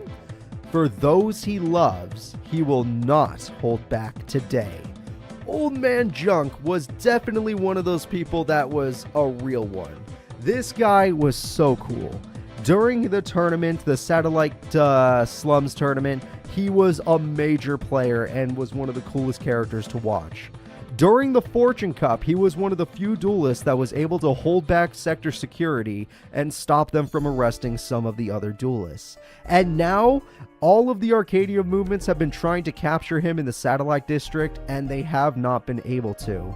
So, he is here today to duel. He's going to try and save his family in the Domino District. He has to go back to go do that, and he's going to try and save anybody he cares about. I wish Old Man Junk luck. We haven't seen him duel in a while, but we know he can duel really well. And since he's not holding back today, that means he has new support. Masquerena! Masquerena is a captain in the Arcadia movement and someone we saw during the Arcadia expansion. Masquerena's hypnosis has proven ineffective on any of their signer prisoners. She did manage to brainwash some of the weaker minds for the cause of the Arcadia movement. Masquerena, for those of you that haven't figured it out, is the best hypnotist they have to offer at the Arcadia movement. The Arcadia movement is reliant on people that can brainwash others. And, you know, sometimes they have Sayer who does it by simply being like, oh, you need me, rely on me. He does the cult thing where he just tries to make you part of the group and makes you, you know, takes you away from the outside world and doesn't let you see the outside world, and then, you know, he brainwashes you that way. Masquerena just does it the old-fashioned way with the little, ooh, look at this little thing as it shakes in front of you, and then go murder somebody. She doesn't say murder. She says go capture some people. And anybody that is a mind's grunt today is probably because of her work. So, Masquerena, a very powerful duelist, a strong one in the Arcadia expansion tournament, and going to be a strong one here today, as her deck did receive a buff. Good luck to you. Anyone that likes her, you're probably a bad person, because hypnotism is messed up. Dark Signer Greiger! A Dark Signer. Greiger was unwilling to join the Arcadia movement, which led to Sayer using Hinotama on him. Now he is back, and angrier than ever. He heads to the Forbidden Lands to attack Sayer. Yes, Dark Signer Greiger is being sent to the Forbidden Lands to take down any Arcadia members that dwell in there. And with his new and improved deck and his new boss monster, he is going to be a menace. We'll see how he truly does today. His deck is not that bad, but it has lost some of the trap spell reactor stuff. It still has a few of them, but not as many copies as it used to, which could be an improvement. Who knows? We're going to see how Dark Signer Greiger does today. We're going to see if he can be a big threat. He's going to be attacking anything he sees. He is in a rage right now, but, you know, wish him luck if you want Dark Signers to win, or if you just like Greiger. Leo, a mind grunt. Leo was resistant to most brainwashing, but fell to the powers of the Arcadia movement's top hypnotist, which is Masquerena. Now, he duels for the Arcadia movement in this epic conflict. Signer, Dark Signer, and Arcadia, all fighting in a war. The Signers are not exactly against the Dark Signers in this one. They're more pissed off at the Arcadia movement, but they're not on the same team either. They're all just fighting to, you know, for what they believe in. The Dark Signers have a goal. The Arcadia movement clearly had a goal because they took over the the entire freaking moon. And the Signers' only goal, obviously, is just, hey, let's free everybody. This is some messed up crap. Leo is one of those people that needs some freeing, though. So hopefully one of his friends or family will save him. Dark Signer Divac. Another one of the Dark Signers. Divac is a loyal member of the Dark Signers. He is obsessed with the spirit realm and believes humanity was born there. He was directly ordered by the leader of the Dark Signers to take over Crash Town. Yes, Divac is driving the Arcadia movement out of Crash Town. But the weird question is, why does he believe humanity was born in a realm that goes beyond life? It's a very interesting idea, but it doesn't make much sense. I think he's a little bit crazy. Who the hell knows what he's even talking about? All that matters is that Divek is here. He does have his ape deck. It's got a lot of powerful cards in it. Sadly, the AI refuses to use the field spell Closed Forest. I tested it. It will not use it. The only times it will use it is in very, very particular times that it's already useless. By the time he's willing to play it, it's already useless. He should have played it like years ago. So I've decided I have to give him a different field spell, which, trust me, I didn't want to. And knowing that Closed Forest doesn't work means a lot of beast decks are getting a nerf. That sucks. So, good luck to you, Dark Signer Divek. I'm excited to see how you play today. Your deck is very interesting today, and I especially like not just your Earthbound Immortal, but your Synchro monster. I know it's supposed to be a Dark Synchro, but it's just really cool. Like, it's got a nice effect. So, we'll see how he does. Let's move on to the next character. Belowski, the failed weapon, coming today in the Signer Struggle. Sayer has been unable to coax Belowski into using his power. Belowski is still willing to duel any dudes, but is not concerned about using his best bud, Moki Moki King. Belowski is an interesting duelist because even though he has this amazing power that's even stronger than a god card, it could suppress a god, hell, it probably can control a god, Belowski is unwilling to use it. Now, I have actually gotten the AI to fuse. It took a lot of meandering to do it, but I don't know if he'll pull it off in today's tournament. But he might be able to win thanks to all the new buffs he has been receiving, even without his game-ending or match-ending win clause, whatever, win condition. Good luck to you, Belowski, and I hope you enjoy your new Egyptian-leveled buff. Egyptian god-level buff. Dark Signer Trudge, a Dark Signer. Trudge managed to elude the Arcadia movement after his loss to Nino. While he was hiding in the satellite, he was bitten by a spider. Now he attacks the satellite in a rage. Yes, everybody, Dark Signer Trudge, Sector Security, the cop himself, ran away after losing to Nino, leaving everybody to be captured. While he was hiding away while the citizens were being captured, he got bit by a spider controlled by the Dark Signers. And now his entire deck has changed and he is working for the Dark Signers. We're going to see how Trudge does today as he is attacking the satellite district in a rage. And we're going to see if he can win today's tournament, which will only mean he stays a Dark Signer. Nino, a captain. Nino's victory over Sector Security in the Arcadia expansion led to her promotion to captain. She now is one of the strongest duelists Sayer can call on. Her skills will be needed today. Nino is one of the most frustrating things I've ever seen in the entire world. She is an amazing duelist that managed to win the entire Arcadia expansion tournament. But the way she did it was just so aggravating because she made such stupid plays here and there. And one of them might have been one of the dumbest plays I've ever seen an AI do in the history of AI plays.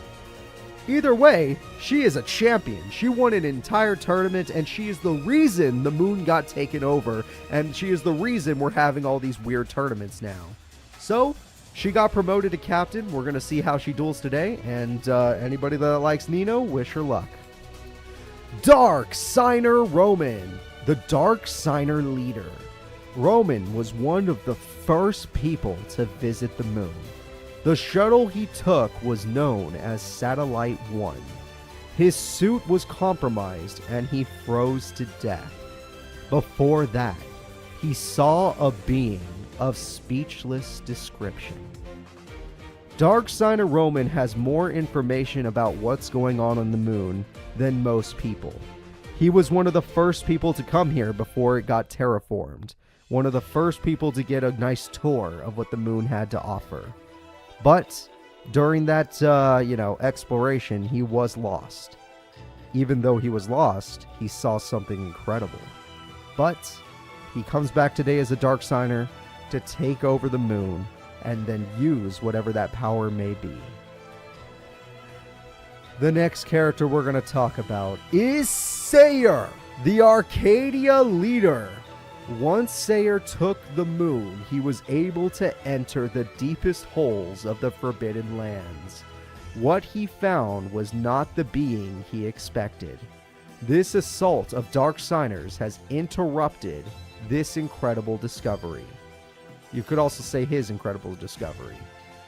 Sayer has discovered something on the moon, but it does not matter because his discovery has been interrupted by the moon being attacked by Dark Signers, which release the Signers. So, Sayer's got to fight back to get that moon under control, and then maybe use the information he found, even though the thing he found on the moon was not what he was expecting. The Director! The first Fortune Cup champion! Director Rex Goodwin was the first ever Fortune Cup champ. His only wish was to run the moon base, and Pegasus granted it. His true goals are unknown, but the Arcadia movement is in his way. The Director has been in control of the moon ever since the first Fortune Cup, and now he is going to try and regain control of the moon by being in the freaking battle, the Signer struggle. He's not going to be on the sidelines. He's not going to send in any minions. He's not going to ask Jack Atlas to do it. He's going to do it his goddamn self. We're going to see how the Director does today. He is going to be the final character I have to talk about. I hope you're all very excited for the Signer struggle. There is some real crap happening now, and we're going to see who gains control of the moon. Will it be the Signers? And if the Signers do it, that means the moon will be at peace. Will it be a citizen? If a citizen do it, the world will be at peace. The moon will be at peace. Will it be the Director? If the Director does it, then things go back to the status quo. Will it be the Dark Signers? If the Dark Signers do it, you already know that's not good news. Will it be the Arcadia movement again? If they do it, then we're going to advance the story into a much, much darker direction. He plays Pandaborg. Pandaborg's going in, and it's gone. Pandaborg is going to cost him the duel. I believe... Oh my god, he waited for Black Sonic. Oh my god, this guy is done for. Sayer has a 0% chance of winning this duel as far as I'm concerned. The Arcadia movement might finally be done for. Just end it. End it. Crow had everything he could have ever needed. Yes, you could synchro summon, but what will it matter? You're going to tribute summon. Why not? You can't use your effect. You can't. He just normal summons because of the brain research. But if that card gets popped, he loses. Hyper Psychic Blaster will eventually lose to the armed... oh no, he's healing! I was going to say, it'll eventually lose to the armed Armor Master. The Armor Master could beat it. It just needs a little time. Whoa, what is this? What is this? It's the boss! Black Winged Dragon! And with it, we'll have all of its counters. And with its counters, we are going to nerf the opponent, burn the opponent, and beat the opponent. The winner is Crow. And you said Black Winged Dragon was bad. No, I'm joking. I know. Holy crap. Crow Hogan is going to Grand Finals. It is official. We have kicked out the Arcadia movement from positions of power. We have the strongest of the Dark Signers versus the hero of the satellites. Because don't forget, Crow is the one who stopped the satellite from being, horribly treated, and, he's the one that brought peace to everyone using his wish. And then it all got messed up again because Sayer. But now he could do it again. He can be everybody's hero once again. Unless Dark Signer Callum wins, then we're going to have to just keep being dark storyline. And I don't know if I want to keep the storyline dark. It's been so sad for a long time now. I'm a little too sad. I don't want to be sad anymore. I want good things to happen to people. Why are all the evil decks the busted ones? Big Synchro Summon. Yeah! The boss monster! And one more token. Just for good measure. With the boss monster, Callan, okay, he'll have enough life points. This is his last chance to draw a field spell. Field spell or bust. That is it. Field spell or bust. He got the field spell, naturally top decked, and he has his Earthbound Immortal. He's racing. He needs to get in the damage. If he can do enough damage before Crow puts Armor Master's effect on him, he'll win the duel. Armor Master didn't attack. It's over.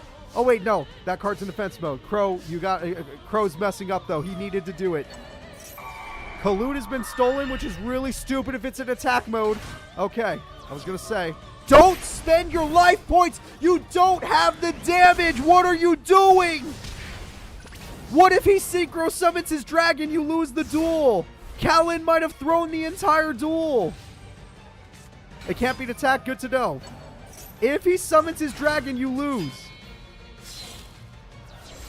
Why? Why would you do that, Callan? You had game. You just had to spend none of your resources and you win. No resources spent and you win this duel, but you fail. Crow will take game number 1.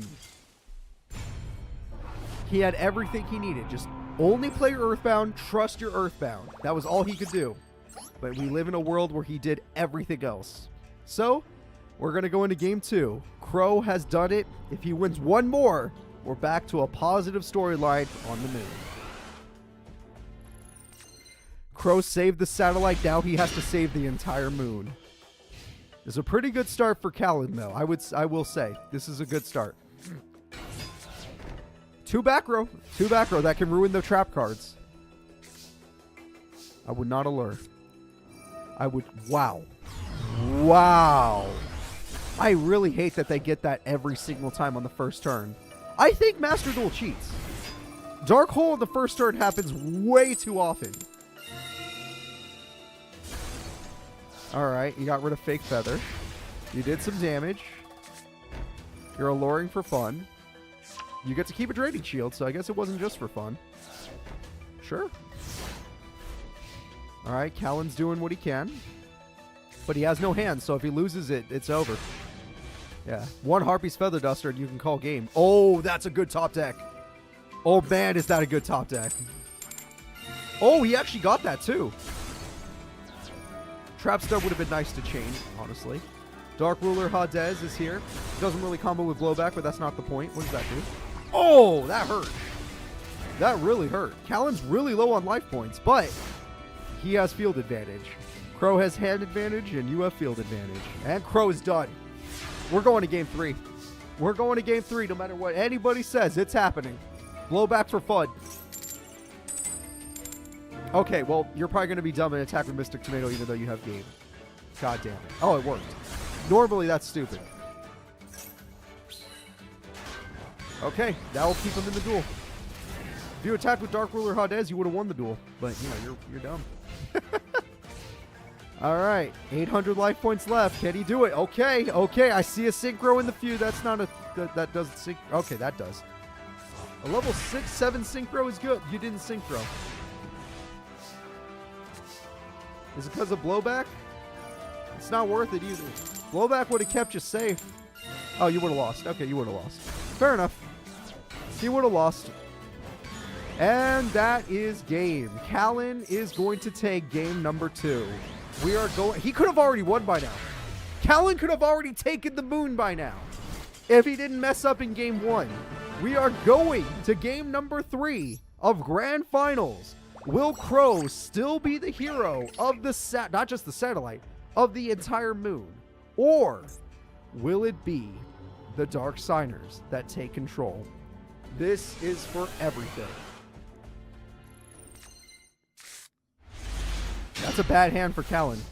Unless he gets the field spell, that's really bad. Those 2 tuners are bricks, basically. Crow has so much control right now.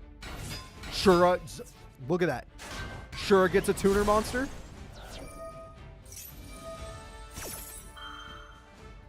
Crow has so much early damage.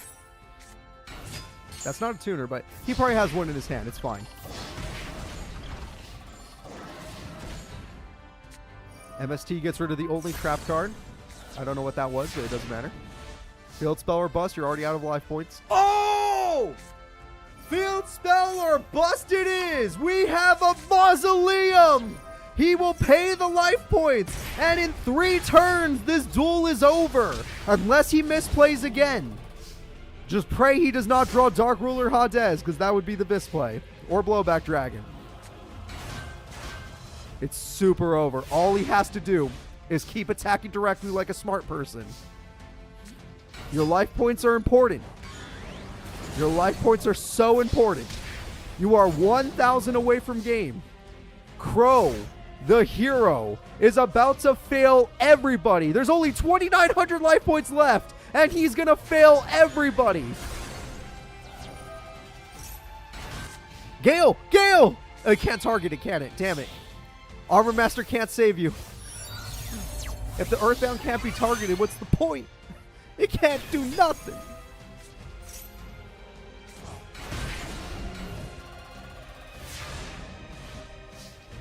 Oh, no. With 2,100 life points left, he won. Earthbound Immortal has taken the tournament! Darksider Kellen has given the moon to the Darksiders.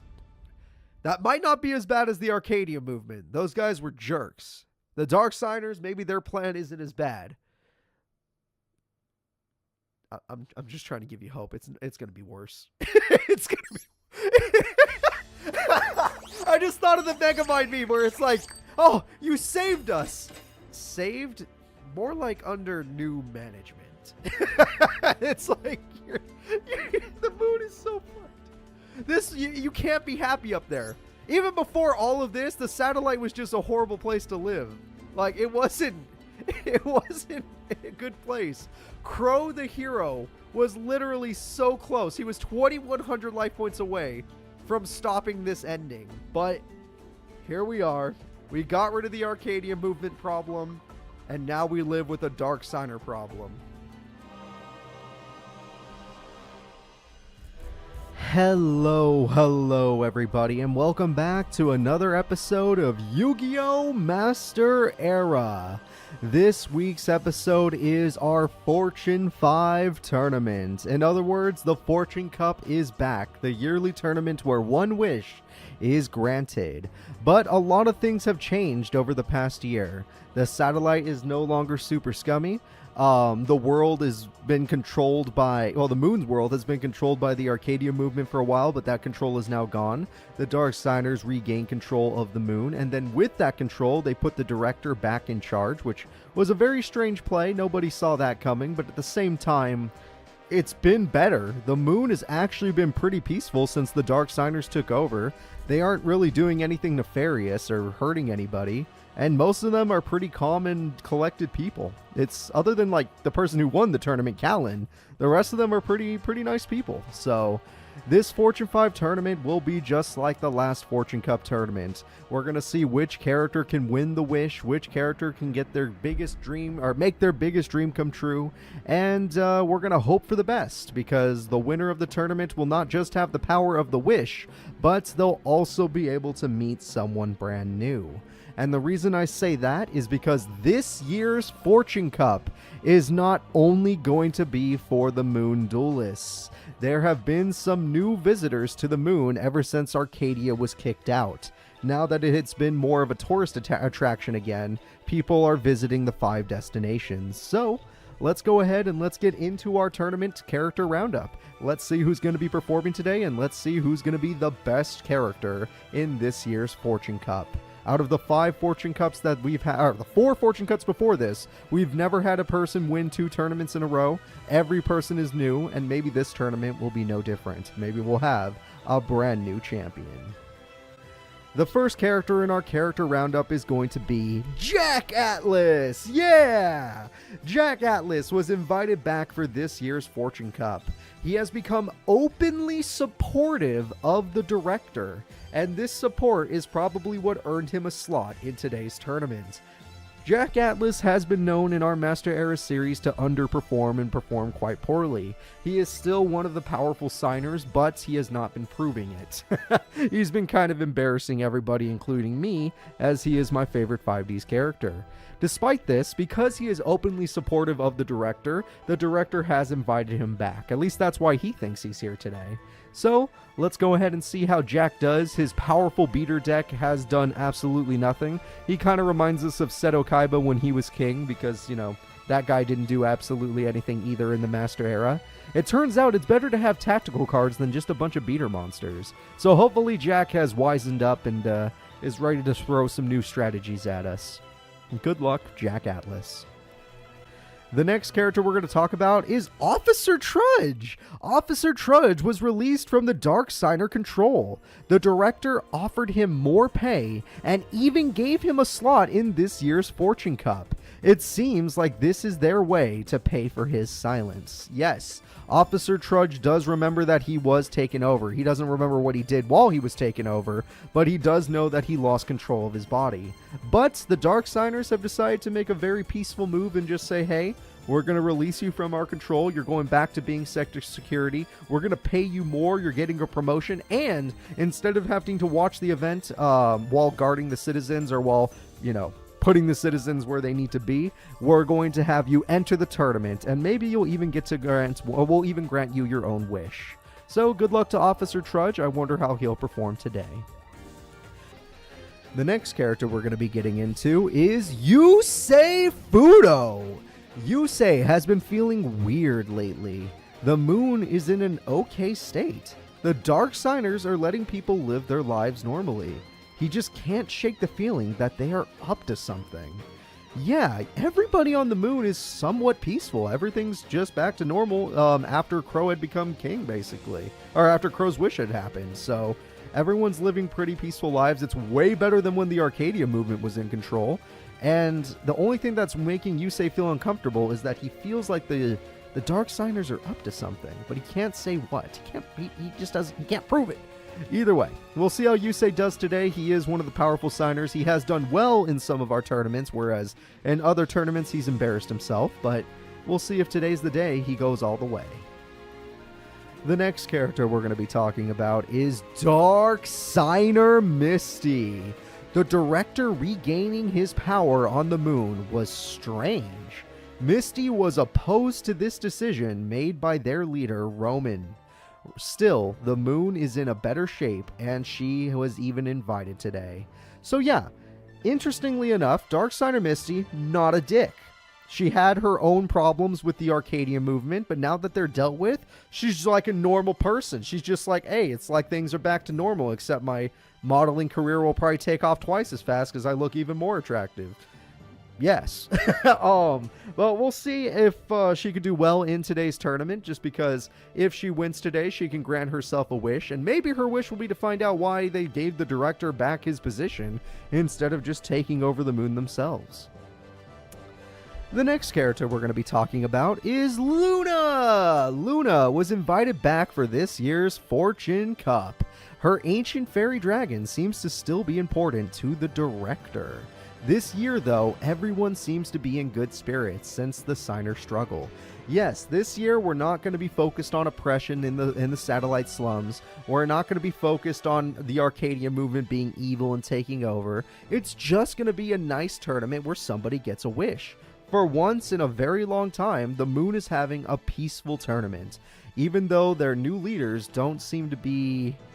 I don't know, they don't seem to be bad. They seem to be okay. Luna's just like, hey, whatever, I'll enjoy a duel today. Thank you for inviting me back. I don't know why you invited me back. It's because you're a signer. But still, we'll see how she does. And last year's tournament, she did pretty good, but sadly, she was knocked out by another signer named Akiza. The next character we're going to be talking about is Dark Signer Greiger. The Forbidden Lands are finally receiving support from the Dark Signers. As a way to thank his leader, Roman, he promised to grant their wish if he won the tournament today. Dark Signer Greiger is thankful and he is loyal to the fact that Roman was like, hey, we're going to fix up the Forbidden Lands, we're going to help your people. And you know what? They're actually doing it, which means that Greiger today, if he wins, he will not make his own wish. He will simply make the wish of his boss, Darksigner Roman. So, good luck to you, Greiger. I'm sure you're in a better mood now that everything's working out for the Forbidden Land area, but good luck to you. The next character we're going to be talking about is Ransborg! This is the second Fortune Cup champion. Yes, in the second year of the Fortune Cup, he was the champ. Ransborg has returned for this year's Fortune Cup. He almost got his wish last year. This year, he was willing to give a hint about his wish.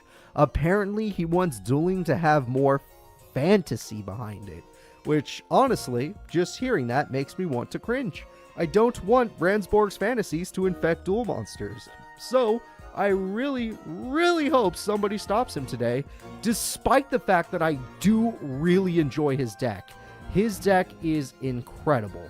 I love the Arcana Knights. I love the Jack's Knight, King's Knight, Queen's Knight, all that fun stuff. I used it personally in Attack Force tournament, Attack Force series, and it was a lot of fun. So, and you know, Yugi used it, so that's really cool. So, we're going to see if Ransborg does well today, and we're going to see if he can win this tournament. Last year, he got second place, but that wasn't enough to get his wish.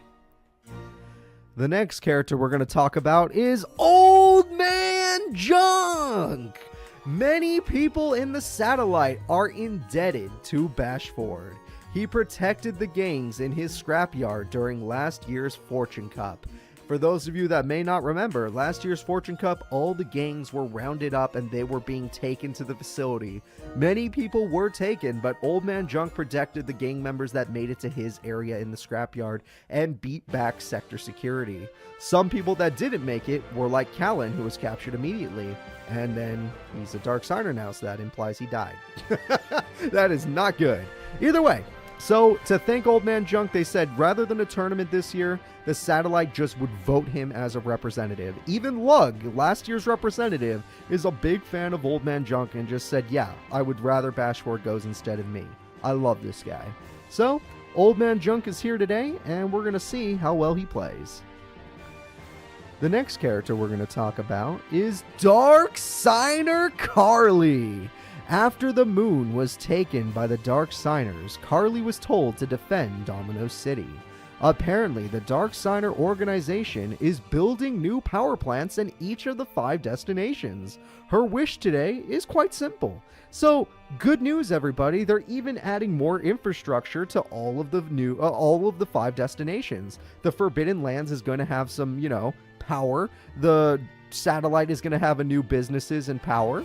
Or new jobs at least. Domino City is getting new power. Crash Town is getting more advanced power. That's great. I mean, everything's going really well for just about everybody. I'm sure there's nothing nefarious about it. And Darksigner Carly's wish is going to be pretty simple today, so if she's able to win, we'll get to find out what that simple wish is.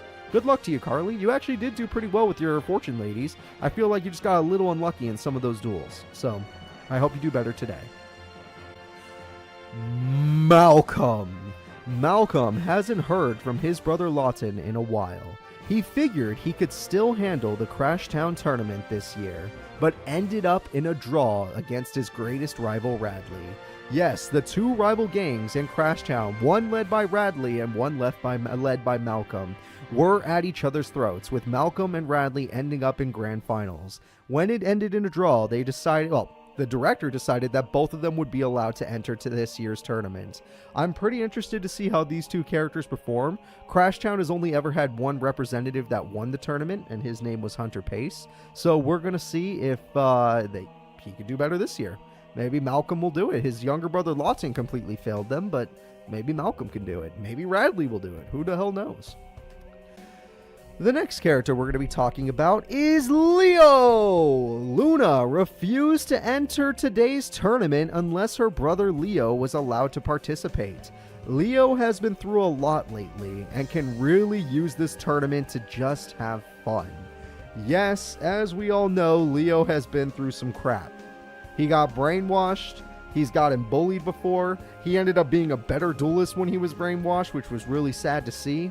So he's just having a rough time. And Luna told the director, "Hey, I'll join the tournament. I'm happy to be a part of it, but my brother needs a slot too."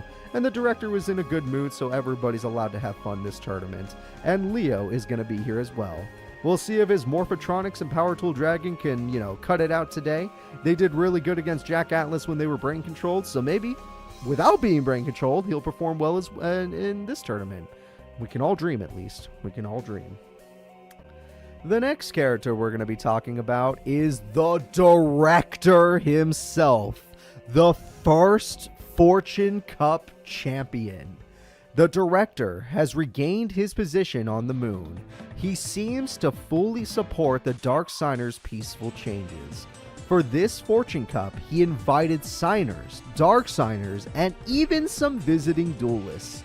Yes, everybody, like I said, tourism is back up on the moon ever since the Arcadia movement was kicked out, which means we are starting to get visitors again that aren't just, reporters like Gerard. So, hopefully the director does well in today's tournament. He has never entered a Fortune Cup tournament since becoming the director when he won his first Fortune Cup tournament. Because do not forget, Yami Pegasus is the one who truly is in control of the moon, but the director is the one in charge of it because he won the first tournament and asked for that as his wish. So, we'll see how the director does today. He was actually a pretty good menace in the signer struggle. He just got a little unlucky here and there. But, the Dark Signers seemed to like him. The Dark Signers were willing to put him back in charge as the director. So, I wish him luck. The next character we're going to be talking about is Divac. Divac has been watching over Crashtown these past few months. He is overjoyed that the Dark Signers' plans are advancing so smoothly. He has been bored by all the peace lately and wants to duel. Yeah, I can understand that. Peace can be boring. Maybe a few fun tournaments here and there can get your mind off of it, and I'm going to guarantee the Fortune 5 tournament is going to definitely get his mind off of it, especially with all these new visiting duelists that he's never seen before. We're going to wish Divac some luck, as a lot of these Dark Signer decks got buffed to make up for the fact that they play so poorly, and we're going to hope that his buffs work out for him. Good luck, Divac. Your ape deck is super powerful, and I know you can win. The next character we're going to talk about is Tanya, the Shadow Rider Visitor. The Shadow Riders promise to conquer all the leagues. Their promise to conquer all the leagues wasn't mere talk. Their leader even sent Tanya all the way to the moon to test out the power difference with futuristic decks. Yes, the Shadow Riders are truly going to go, they're going to be true to their word. They want to take over all the leagues, and to prepare themselves for it, they're even sending Tanya to the moon to test herself against all of these futuristic duelists. She herself is a duel spirit and has her own pretty effective deck. But futuristic duelists have synchro monsters, so it might be tough for her to keep up. We're going to wish you luck, Tanya, and we're going to hope you perform well in today's Fortune 5 tournament. The next character we're going to be talking about is Chump Daddy! What? Of Dizzy Incorporated. He is the visitor. Chumley's dad has been hitting the sauce a little too much lately, and by doing that, he's been missing out on some pro duels. In order to get his head back into the game, he decided to start a branch of Dizzy Sake on the moon. His participation is his thanks. Yes, he decided to participate in today's tournament as just a fun person for the audience to see. His sake is very popular on the Earth, and he even has a pretty good hot sauce business. But we're going to see if everyone in the moon will enjoy his Dizzy Sake. Good luck to you, Chump Daddy. You were one of the highest ranking pros until you stopped, dueling and you started to just be drinking all the time. But hey, maybe today's a day where you just focus on the dueling monsters and you don't make so many mistakes. Hopefully he will. Hopefully he'll play well today. Either way, good luck to you, Chump Daddy, and good luck to your corporation of Dizzy Incorporated. The next character we're going to be talking about is Crow Hogan, the 4th Fortune Cup champion. This is our most recent Fortune Cup champion. In fact, we in the Master Era got to watch him become a Fortune Cup champion. Crow has been invited back to this year's Fortune Cup tournament. He has a wish in mind this year. Everyone has been living in a somewhat peaceful state since Arcadia has been kicked out, and his wish this year has nothing to do with fixing anything. His wish this year has to do with something much more important. So, there's nothing really for Crow to fix. He is the champion this year. He was the hero last year, but now he's just known as the 4th champion, and we're gonna see if he can do it today. He doesn't have to save the satellite anymore. He doesn't have to worry about saving any friends. All he needs to do is get his wish granted, and maybe his wish will shed more light on what's really going on the moon. Good luck to you, Crow. A lot of people love your Blackwing deck, and you are one of the most effective duelists we have in these tournaments. But you did misplay here and there, and sometimes you get an all-tuner situation, so hopefully that doesn't happen this year. It didn't happen last year because you won that tournament, but this year is going to be a lot larger since last year was only 16 characters. The next character we're going to talk about is Akiza Izinski! She's back! The Rose Witch! The director made a mistake inviting the signer Akiza. Since Arcadia's fall, she has stopped wearing her psychic limiter.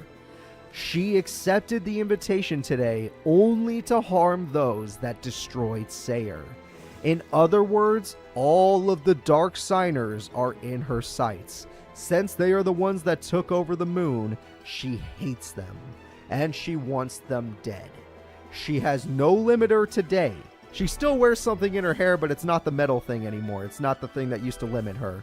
Now, she is the Rose Witch, completely unlocked, unstoppable, with a super powerful deck. She was already a powerful duelist before this. She even made it as far as, I believe, top 4 or top 8 in the no, it's top 4. Top 4 in last year's Fortune Cup. But this year, we're going to see if she can get her wish granted, which she might already do just by winning duels. Though, the wish she has in mind is definitely not a positive one. Good luck to you, Akiza, and good luck to anybody that likes Akiza, because she is definitely a negative ending.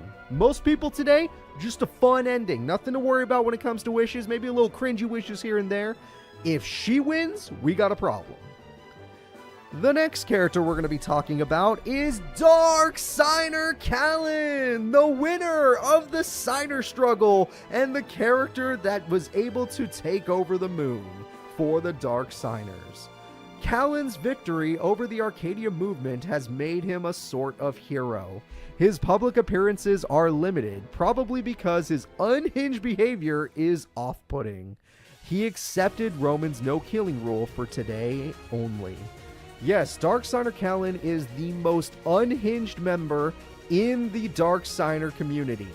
All the other people still have some sense about them. They're a little mad sometimes, but they still have some sense about them. Callan's a straight-up psycho. Alright, he's a straight-up psychopath. But he did save the day, he did win the tournament, and today he promised not to kill anybody. He did. Thank God. Even though there are children in today's tournament, he promised he will not hurt them. Well, actually, he might hurt them. He won't kill them. So, let's hope that Dark Signer Callan does well once again. His deck is super powerful. It won him an extremely intense tournament where he even took down last year's Fortune Cup champion, Crow. But let's see if he can have his wish granted. And I guarantee you, out of all the for fun characters, this is the one wish you don't want to see granted. So, this is another one we put on the list of please don't grant the wish. But that is not the last character we have to talk about today. There is one more character, one more visitor that made it to the moon. Somebody we have not seen in quite a while. Everybody, let's say hello to Dark Signer Roman. I'm messing with you. Dark Signer Roman is here. Roman has been spending lots of time in the Forbidden Lands. In his free time, he has been going to Satellite. People have stated that he is there to help find the orphans' new families. In other words, Dark Signer Roman has been getting orphans out of the Satellite and, quote-unquote, apparently been bringing them to new homes. Yes, that sounds exactly like what a Dark Signer would do with orphans. Good. We're proud of you, Dark Signer Roman. I'm happy to say that you're here to help everybody. And making those new power plants getting us new jobs is probably a good thing too. Either way, He is not the final character we have to talk about today. There actually is one more. And that character is Seto Kaiba of the Kaiba Corp Corporation. Seto Kaiba has been meaning to visit the moon base for a while. Today, he holds a few envelopes in his hand and can test his new cards that he received while he was here. Seto doesn't care about the wish, as his plans are already in motion. Though, he has been feeling something strange on the moon. Apparently, when most people make it to the moon from the Earth, they end up being a much weaker duelist. I mean, we have a perfect case in point, Rebecca Hawkins. Seto Kaiba feels like he's stronger ever since he got on the moon. And he's about to prove how strong he really is.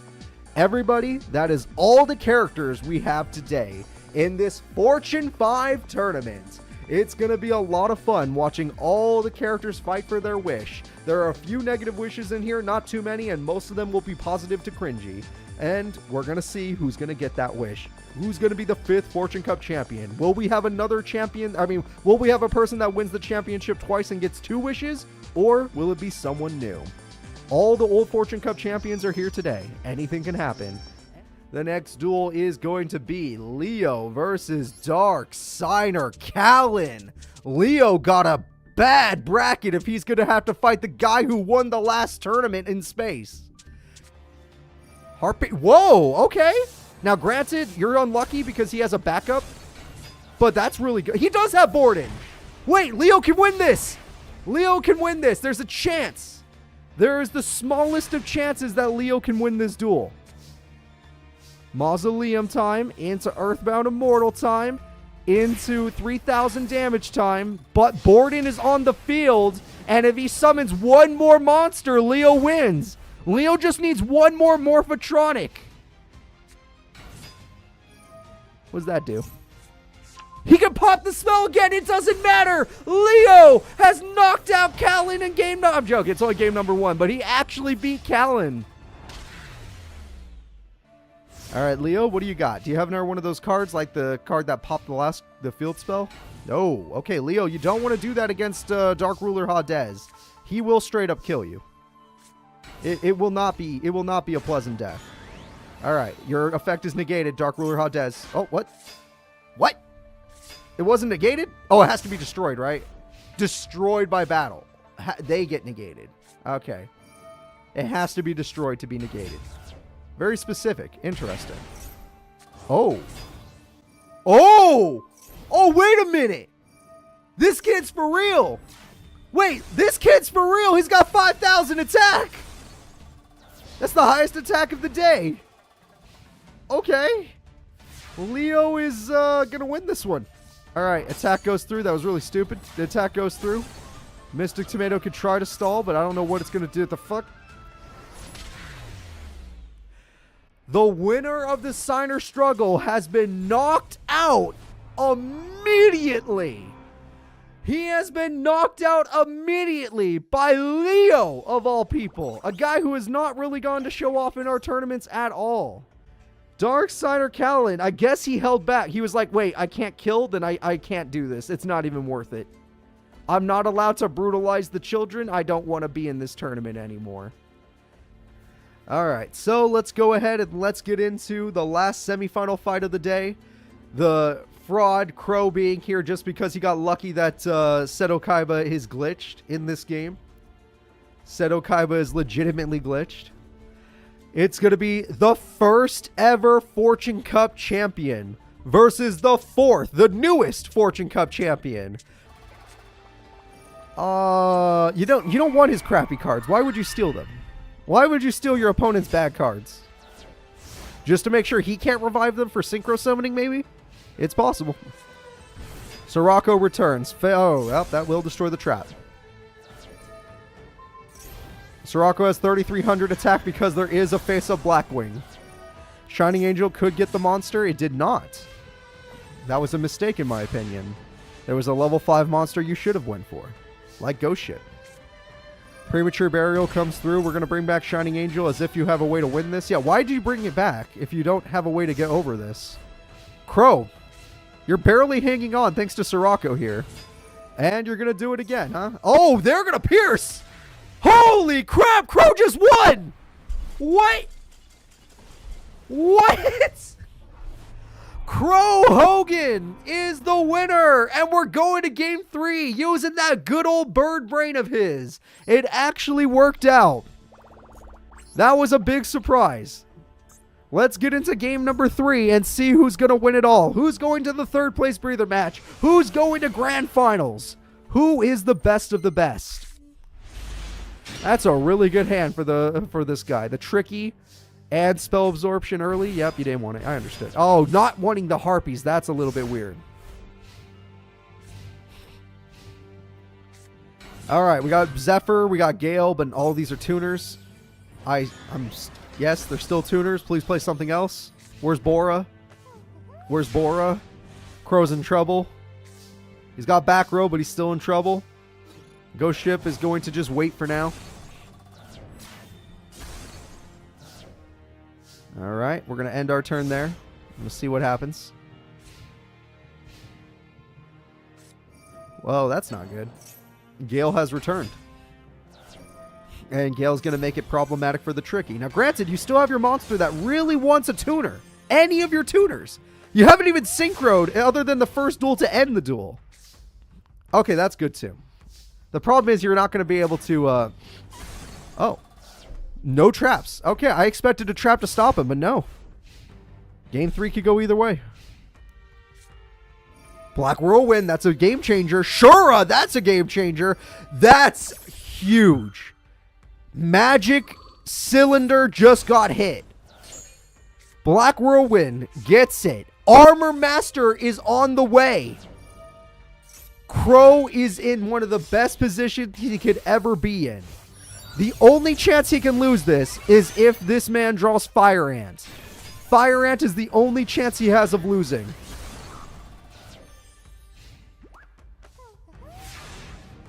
Here it comes. Oh, crap. Oh, that card doesn't count as a level 5 in the grave? Only on the field. Damn. That's a shame. Well, don't worry. He'll think of something. That's good. That's good. Now find a way to bring back the Fire Ant or draw the Fire Ant. Uh-oh. Crow's gonna do it! Where are my Crows fans at? Where are my Crow fans? Where are you? It's time! Shura is here! Bora is here! The damage is... Wait, hold up. One sec. The damage is here! That's 5,000, 6,800, 6,900 with the token. Whatever, you can win with this too. Crow, the hero of the satellite, is going to grand finals once again in the Fortune Cup. This is it, guys. This will decide the duel. I mean, decide the wish. It will also affect the future. Will it be Crow or Akiza? The Rose Witch, she is in her Rose Witch form, or the hero of the satellite. Alright, Akiza is there. Offline Master Duel mod. Akiza is there. Crow is there. Grand Finals is ready to start. Let's get it going. The Grand Finals has begun. Which character is going all the way? Which character will get their wish granted? How bad will the future be? How positive can the future be? Come on, Crow. All jokes aside, Akiza winning would be really bad for us.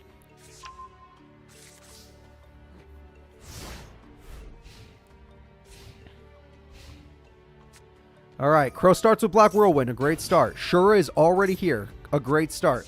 Zephyr can be special summoned right now. That's pretty good. Just going for damage because Shura can get more monsters. Makes the most sense.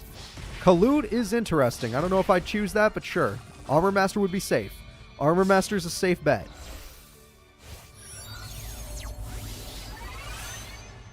Blackwing Armor Master is here.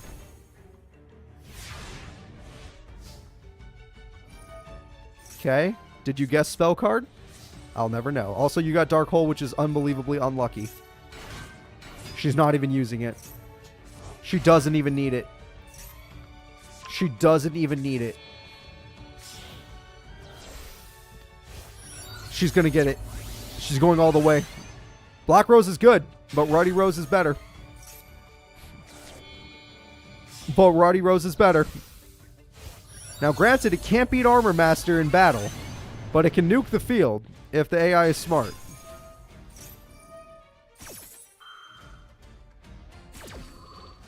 It can nuke the field. Nope. And that trap banished it. It got banished! Ruddy Rose is banished and no Dark Hole was played? What? Why didn't you Dark Hole? Ruddy Rose got banished! Black Whirlwind activates! I don't know what that is, but it looks cool. Zephyr is here! That's more tuners! Shura has returned! Crow's going ham! The hero is here! And the hero is summoning the piercing damage! Yeah! Piercing damage is a good idea. That's his original boss monster.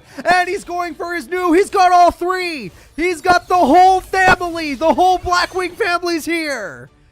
Look at this!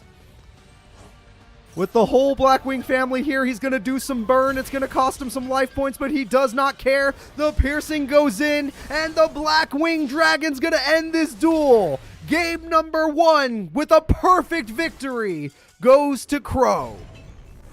Crow, the Fortune Cup champion last year, is 1 win away from doing it 2 years in a row. This is it. Will the Rose Witch come back? She should have Dark Hold. Will the Rose Witch come back, or will Crow save the day? Literally, that trap banishing it was perfect. Banishment.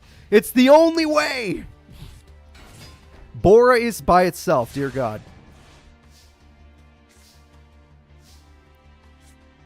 Cephalotus, okay.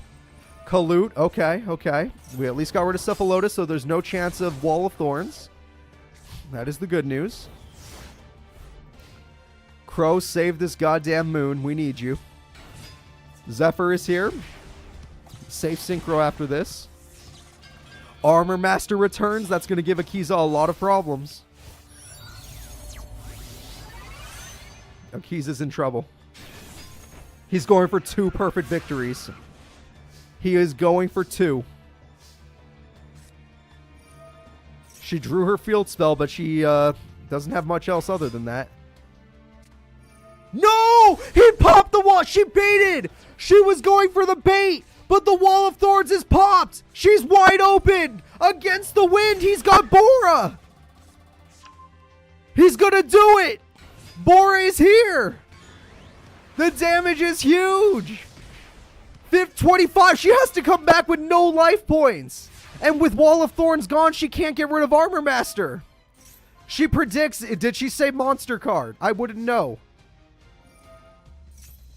Lone Fire gets special summon. Ruddy Rose Witch uses its effect. Using its effect, it gets Witch of the Black Rose. It's a Dandelion, which means you can special summon it. Rose Girl gets special summon. We have a Synchro summon, but it's only level 6. Queen of Thorns isn't strong enough. We have another Synchro summon. Level 6 plus level 4. That's level 10. Ruddy Rose is on the field. Ruddy Rose is here. Will she use... Oh, she can't nuke the field, but she could do this. The attack goes through, and it's banished! He got the banished trap card! He's unstoppable! Crow is the master of the Fortune Cup! He is the hero of the satellite, and he is your Fortune 5 champion. Unstoppable! Crow has done it! After the intensity of this tournament, we have to know, what will Crow wish for? But sadly, we will not know until next week. But we'll save all the next week stuff, announcements, until tomorrow. This has been so good. That saved us from... Okay, do you guys, now that we're not getting it, do you want to know what Akiza's wish was? Say, it's not as far as Arcadia returns, but it was, yes. Sayer would have to come back. And if Sayer's back, we'd have a lot of problems. Because since she already beat the Dark Signers today, her only wish would to bring back Sayer. He would be knocked out. He would have been gotten out of jail. They would have got him out, and it would have been amazing. But Crow is unstoppable. Crow did not let that happen. And now Crow will get his wish, which we'll find out about next week.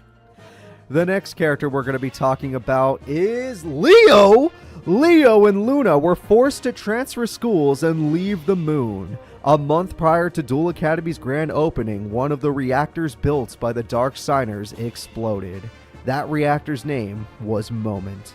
Yes, everybody, I'm afraid that the moon has changed since over this past year, and one of the major changes is that a lot of people had to evacuate. Leo was one of them, and with nowhere to live, Leo was luckily able to earn a slot in the Duel Academy school, where he could live on campus, because you have to. It's on a freaking island. Anybody that is going to this school now lives on the campus. So luckily, Leo and Luna were able to transfer to this school. And I'm sorry for everybody on the moon base. I don't think everybody got out, but it was a catastrophic event. So, yeah. Let's go ahead and move into the next character. The next character, of course, is going to be Luna, another Duel Academy student. Luna and many other citizens of the 5 destinations were forced to leave the moon after a catastrophic explosion. Luna, honestly, is just happy to be here after losing their homes. Yeah, the fact that they were able to find a place to live is just super lucky for kids this young. They always expect that they're going to end up in an orphanage, but nope.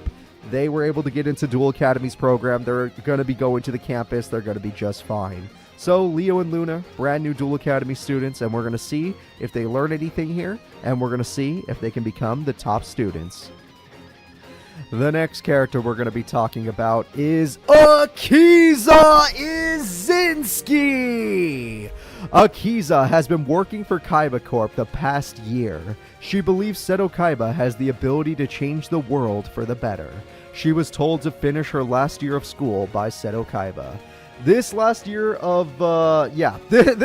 has been very transformative for Akiza Izinski. She has been actually calming down, and thanks to some therapy at Kaiba Corp and, Seto Kaiba not wanting a completely insane person under his employ, he was able to get her the help she needed, so she is now back to her normal form. She has her hair rolled up again. She is going to be okay, folks. That does mean that her corrupted deck has been taken away. But it's okay. She's still a damn good duelist, and she's going to be doing her last year of Duel Academy, her last year of schooling, since she didn't really do that when she was in the cult. And we'll see how she does. She still full-on works for Kaiba Corp, though. This is one of Kaiba's right hands. Or left hand, whatever you want to call it. So, good luck to you, Akiza. I hope you do well in today's tournament. Today's episode will be known as Prison Break. We are back up on the moon, and this is no ordinary episode, as today's episode has a lot to do with survival.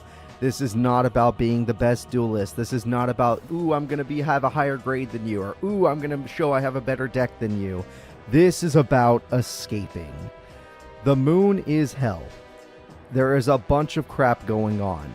The rich live under the rule of the Dark Signers. The poor on the moon are forced into the facility district with the normal criminals. They're all in a basic super jail.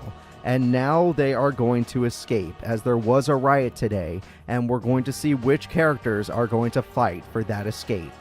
There is one shuttle that can get them off the moon, and the only way you can do that is by getting top 4 today. If one of our characters that are trapped on the moon get to the shuttle by getting top 4 in today's tournament, then they will escape. But they cannot escape if one of their pursuers gets first place. Those are the rules of today's tournament. 4 characters can escape the moon and become normal characters on Earth. The rest will suffer. Unless a bad character, an evil character, gets first place, like a Dark Signer or somebody that works for them. If they get first place, then nobody escapes. The first character we're going to be talking about in our tournament today will be the D! The D has been trapped in the depths of the facility ever since he lost his King of Games status. Authorities managed to figure out he killed Aster Phoenix's father after listening to his theme song and Aster being like, wait a minute, shouldn't my father made plasma, nobody should have that card. It was a very easy case to solve once Aster Phoenix realized his adoptive father was a horrible person. But the D is here today, a King of Games we have not yet seen duel since, God, when was the last time? Illusion Park? Yeah, we haven't seen the D, a former King of Games duel since Illusion Park. And now he is here today, trying to escape prison, trying to get back to Earth. Let's see if he can do it. The next character we're going to be talking about is Frost. Frost and his entire gang were sent to the facility not long after a major gang war. The moon was real tough and the gang did not last long. All his friends were lost after Moment exploded. Frost is all that remains of the Frost gang. There were a lot of people that were lost after Moment exploded, and people are still dying after this catastrophic? No. I don't know how to say catastrophe. Interesting. Catastrophic. Ha! Got it! Catastrophic event. And yes, I'm keeping the whole thing in.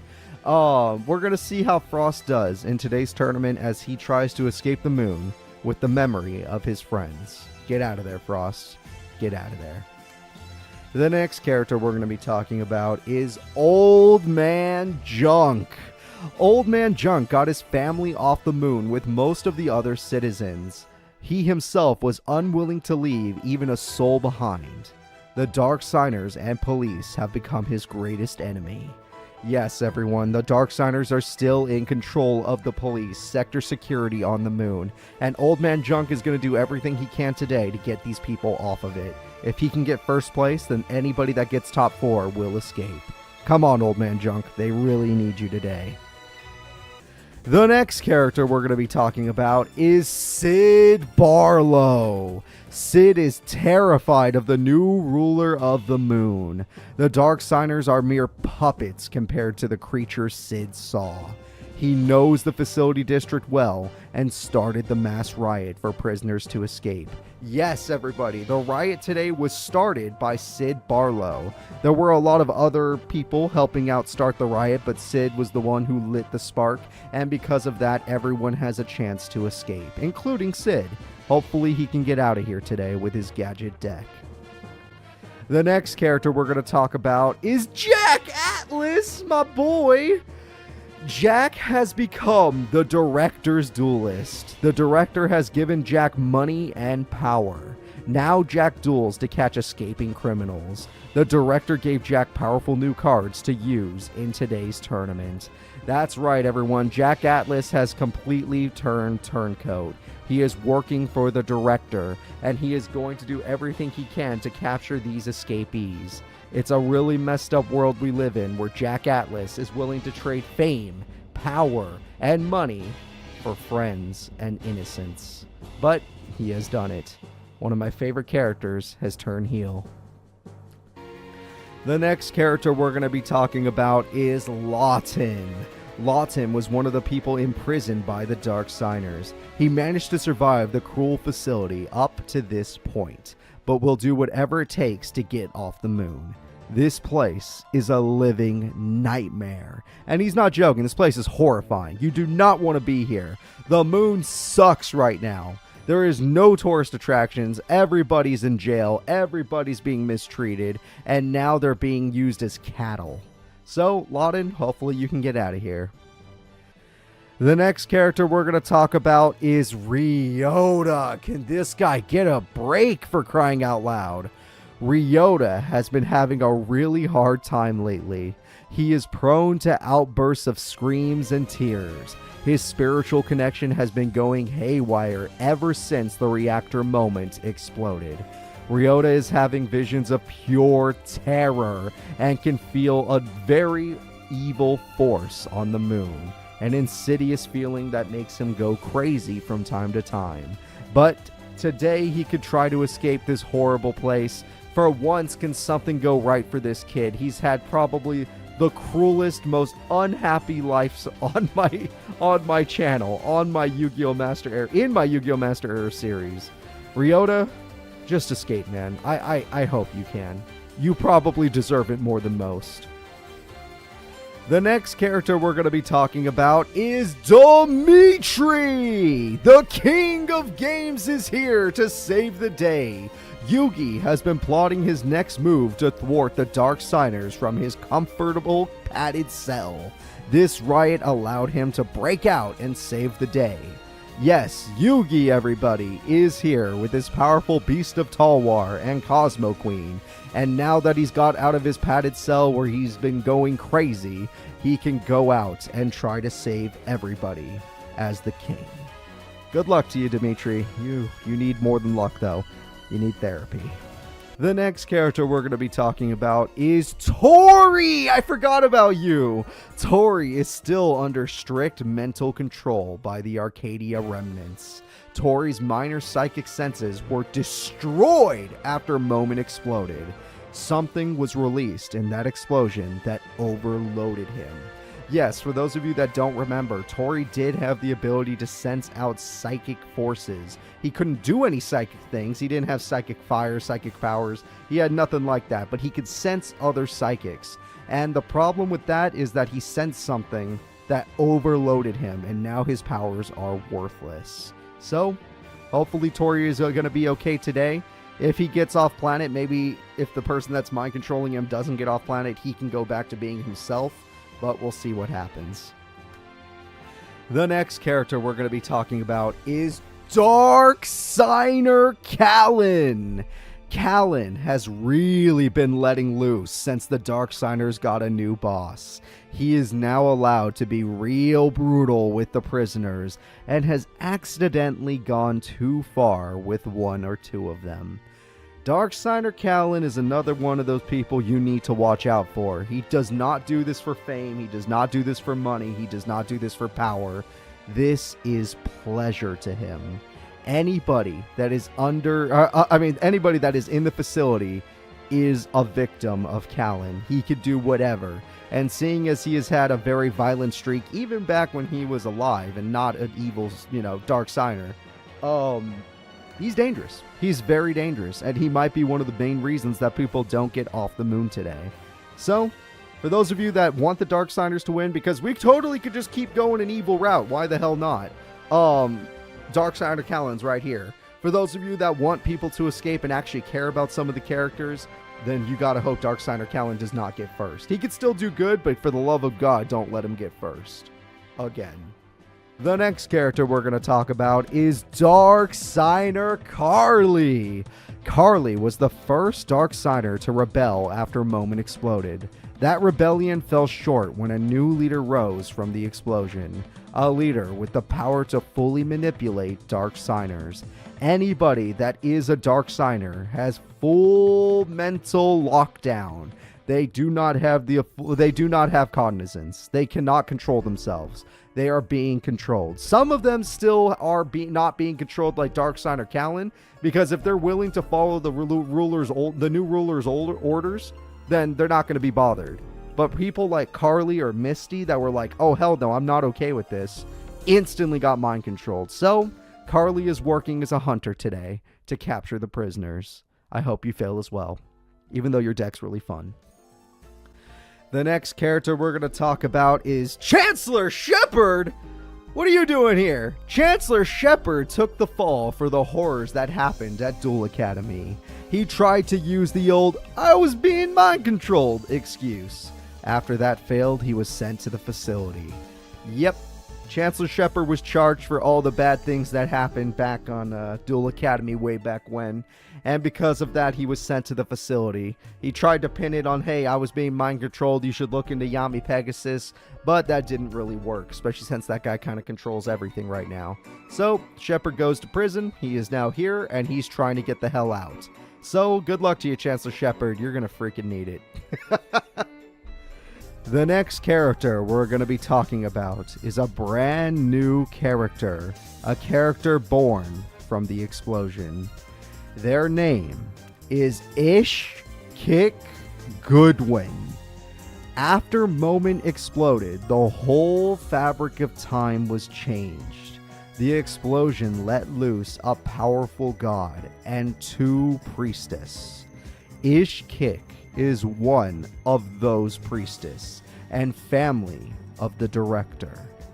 Ish-Kick Goodwin is here today under a similar sort of mind control, and she, as one of the ancient dueling princesses, is going to be taking down all the prisoners. Hopefully, she will fail, and hopefully somebody will escape so that these people can get some help. But she is going to be a major threat. Good luck, everybody else. The next character we're going to be talking about is the Duel Priestess. A Duel Priestess emerged from the explosion of Moment. Following her was a god of untold power. Her mind seems blank, but her dueling pressure is on a whole new level. Rena, Master Rena, one of the members of the Arcadia movement, the one that has the best psychic manipulation powers, thought she was Akiza coming to save them before she saw who it really was. That's right, everybody. Master Rena, who could sense this person coming, was like, wait, what the hell? Don't worry, I think Akiza's here to save us. But it wasn't Akiza. It was somebody with a similar power level, and her name is the Duel Priestess. The next character we're going to be talking about is Sayer, the leader of the destroyed Arcadia movement. Sayer has been trapped in the facility ever since Arcadia fell. He has been building a force within the facility of old Arcadia members.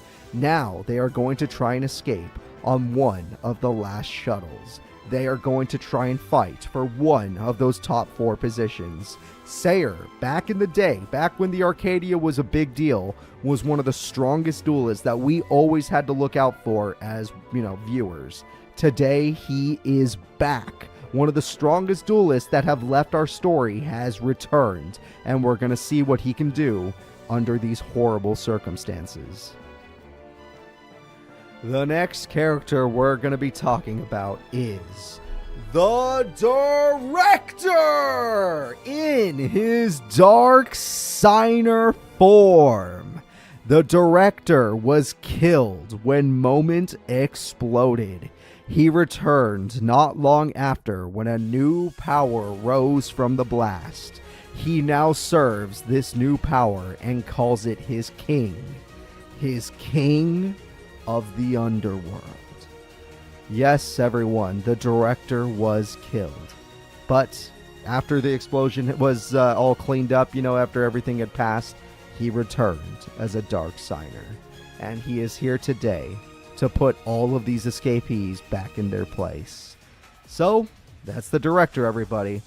But he is not the final character we have to talk about. The final character arriving in our tournament today will be the Skeleton Knight! The Skeleton Knight was born from Moment's Blast, an unyielding force that pursues sacrifices to serve up to his master. He leads the Legion of Dark Signers into battle today in order to take back their victims. Skeleton Knight is a character we once knew that was completely obliterated by the blast, but returned once again in skull form. And now that they're here, they lead the Dark Signers into victory against the escaping prisoners. They need these prisoners for experiments. They need these prisoners for sacrifices. What they actually do in those experiments, we really don't know. What they do with those sacrifices, we really don't know. But all that matters is Skeleton Knight is here to lead the charge. This is going to be one of the scariest members we have today, and he has one of the strongest fusions you'll ever see.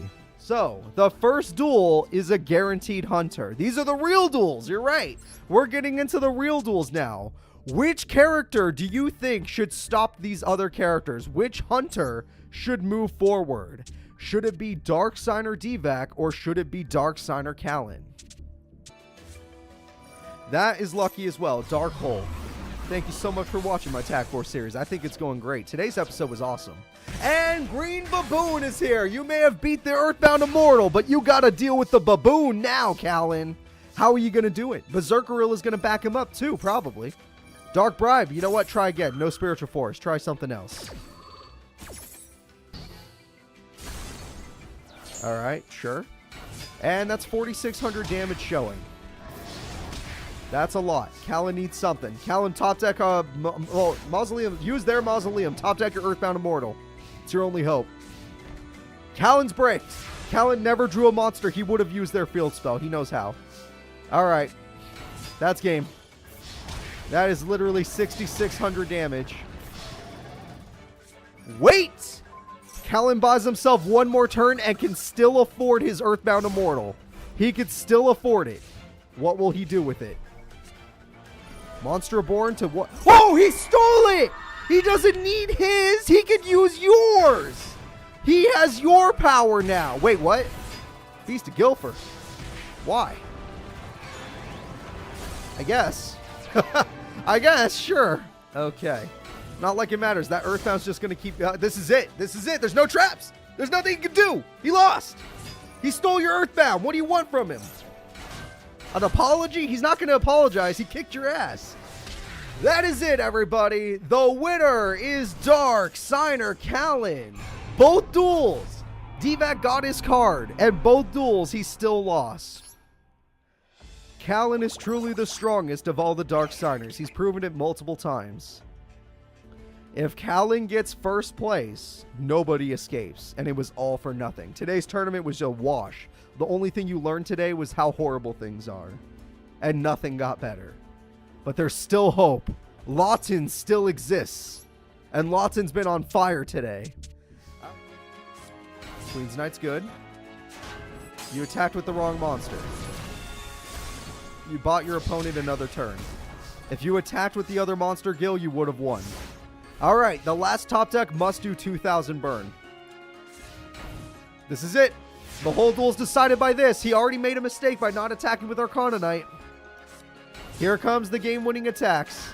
Again, same mistake, but as long as the trap does its ceasefire, it's over! 300 exactly! Lawton knocks out Ransborg! It was exactly enough to win him the duel right before he lost! Whoa! Literally the luckiest it could have been. It was exact damage. It had to do it to him. The winner is Lawton. Frost seems to know how to play the game. Unless he has Mobius. That could work too. Yep, Boss Monster time. Alright, Boss Monster gets rid of the only trap you had. And now, with that monster gone, you need to Synchro Summon. You can't beat Mobius without it. Time to Synchro. Show me your powers. Okay, that can at least search and buff your monsters, but not by enough. It's not going to be enough. I'm getting worried. I'm starting to think Nino was really good, but she's about to fall off. Umiruka is here. Aqua Knight is here. It's his combo again. The two cards he used in the anime. Mobius with Aqua Knight. Or Ice Knight, sorry. I don't know why I say Aqua, because they're Aqua monsters, of course. And Ice Knight and Mobius control the field. There it is, but there's no tribute. There's no way. You could destroy Mobius? That's hilarious. No, you can't. That's even funnier. You lost. You tried. You tried to kill Mobius, and I appreciate that, and it cost you 1,600 life points, and you lost. Nino's gone. Nino is not escaping. Nino will stay. To be fair, we don't know if anybody's escaping yet. As long as Callan lives and Skeleton Knight lives, anything can happen. Frost is on the shuttle. Frost is officially on the shuttle, everybody. He's getting out of here. So, the next duel is going to be Sayer versus the Skeleton Knight. Which of these characters will be advancing to the shuttle? Alright, Dark Hole or Bust. It's Dark Hole or Bust. That's not Dark Hole, but it is Bust. I'm afraid Skeleton Knight is going to perfect the second game. He had no trouble in the second duel. First duel, close as hell. Second duel, all about Skeleton Knight. We're going to game 3, everybody. Sayer is lucky to still be here. If it wasn't for the AI's stupidity, he wouldn't be here. Alright. This will decide it all. Jakeward, thank you so much for being here. Let's do this. Who is going to be moving on? If Sayer wins, he goes to the shuttle. If Skeleton Knight wins, then people probably aren't escaping today. Okay, good hand. Ancient Brain Research Lab, Panda Borg, Psychic, whatever. You got all the good stuff. Everything you have there is good. You didn't emergency teleport. I'm surprised. Well, I'm happy to have you here. I hope you have fun watching the AIs fight. 1800 attack goes through. He loses Panda Borg. Panda Borg's going to give him a nice card. What do we get? Panda Borg. Beautiful. Beautiful. All right, so what else you got? Hey, thank you so much for being a sub, bud, for 2 months. I appreciate that. And Monster Reborn comes through. Monster Reborn's going to bring back a monster. What are we getting? Panda Borg. And emergency teleport for a tuner, hopefully.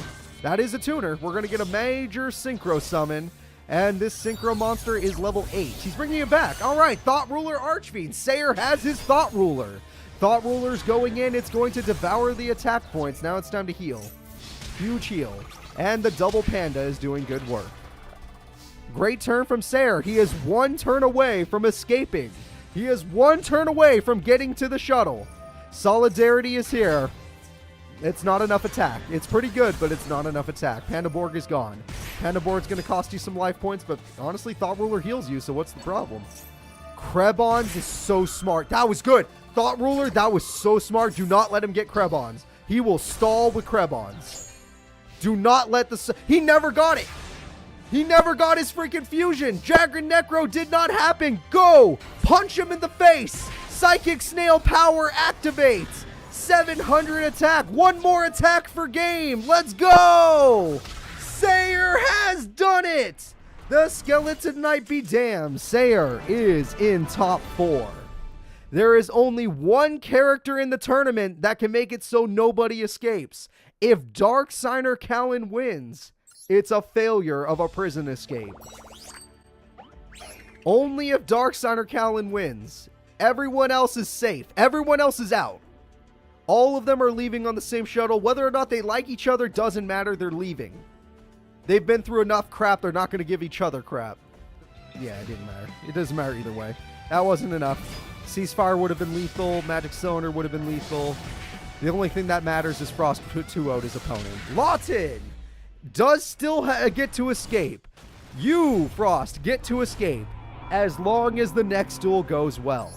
This is going to be the first time I ever say Sayer is the good guy. The only time Sayer is the good guy is when Darksider Callan is on the other side of him.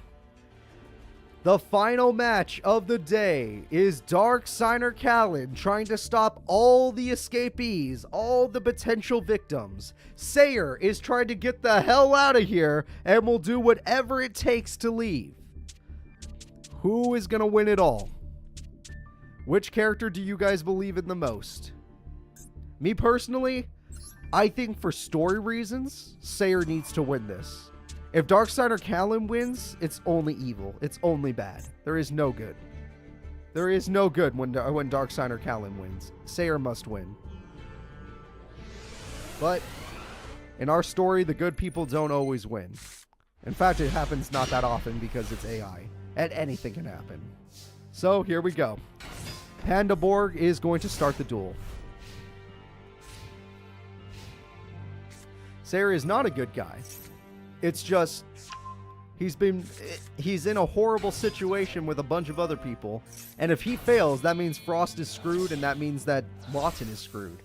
So technically, right now, he is good. Not a good person, just doing something good. Lesser of two evils, basically, yeah. Just think of it like this. Darksider Callan wins, everyone suffers. Sayer wins, even if Sayer's still bad, Frost gets out of there, and Lawton gets out of there. 2 people get to escape. Alright, Archfiend Soldier has been stolen, but it's not exactly strong enough. There we go. Synchro Monster. Both characters with their Synchro summons. Here they are. And we have a level 7 Psychic Life Transfer, which is just strong enough to defeat the opponent. And we're also going to get a nice heal in. Call of the Haunted will bring back Psychic Snail. Psychic Snail could... oh, emergency teleport. What are we getting? Okay, the wheel. Why are we not Synchro Summoning? He's an idiot. He's an idiot. What you do is use Psychic Snail on Psychic Life Transfer, then you Synchro Summon, but whatever. AI will be AI. That's 2 psychic life transfers. Of all the monsters, this is what you wanted the most, huh? Alright, well, there's 1,200 more life points. Sarah's in a really nice spot. And Callan, I've never seen you struggle this much. What's going on with you? Okay, yes. Oh, dear God. Huh. Shit. Mind Jumper to steal it? Yeah! Earthbound Immortal, you're on the wrong side of the field! Sayer punches him with his own monster! That's for D-Vac. That's for stealing D-Vac's monster. Alright. Sayer takes game number 1. We are going into game 2. This could be the duel that decides it all. This could be the duel that says, hey, people got off planet. Well, planet, moon, whatever. People got off the moon. That might not be a good hand. It could be, but I don't know how the AI is going to play it. Alright. Harpies is great, because you can hit those 2 cards. I might want to save it for a field spell, but you do you. Ooh, those were great hits. Holy crap, those were great. Krebons is going to use a little Psychokinesis to get rid of Mad Archfiend. This can get a non-tuner monster, and they can synchro summon into a monster to heal himself. Sayer is playing really well. This is good, Sayer. This is good. Sayer goes in for 3,000 damage and already has put his opponent super low. And don't forget, Callan needs his life points in order to summon his best cards. Callan, for the first time, is getting terrible hands. This is it. This is it. Another 3,000. It looks like Callan, because he's attacking directly with a 3K beater. I don't know if I would have summoned that in attack mode face up, but hey, you're winning. One more attack and we're good. It's over. It's over. You suck, Callan. You couldn't do it. You can't afford it. None of this matters. Get him out of here. Sayer has saved 3 people, including himself. Sayer is getting out of there. We have done it, everybody. This tournament wasn't for nothing. Sayer has won his first ever tournament, and it was from literally coming back from the bottom after being destroyed by this person. The reason Sayer lost the moon was to Dark Signer Callan, and today he got revenge on him for doing so and got to escape with 3 characters.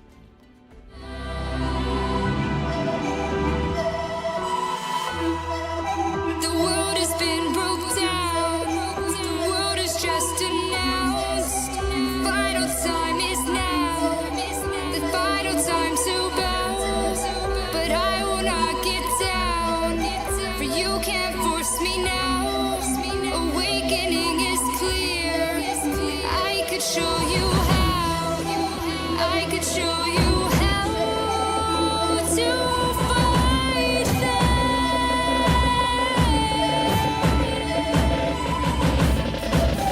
I could show you how to defeat them now.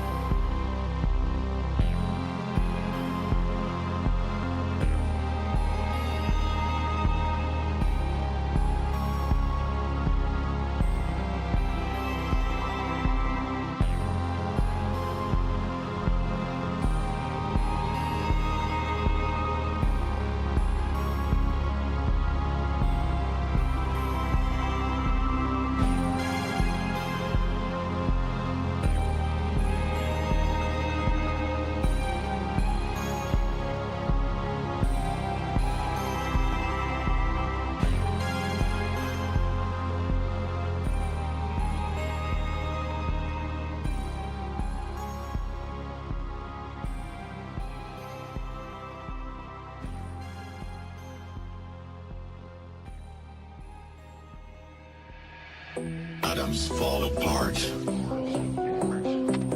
Solar flares arrive. Buildings collapse. Only a few will survive.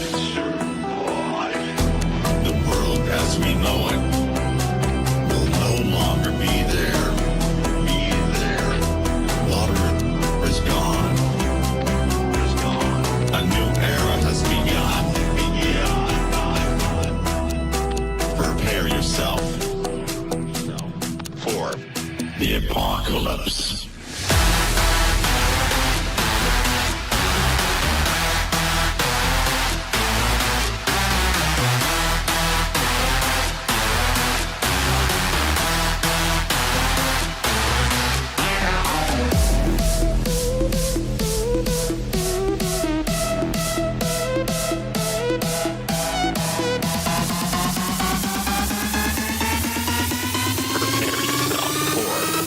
The apocalypse.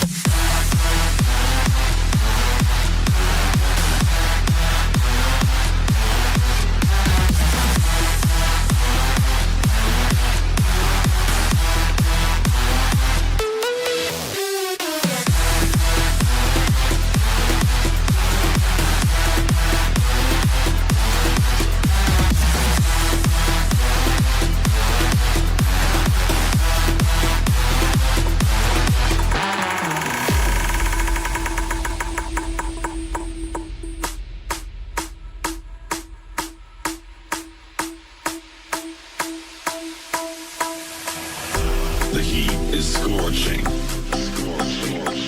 Forests burned up. The sky colors red.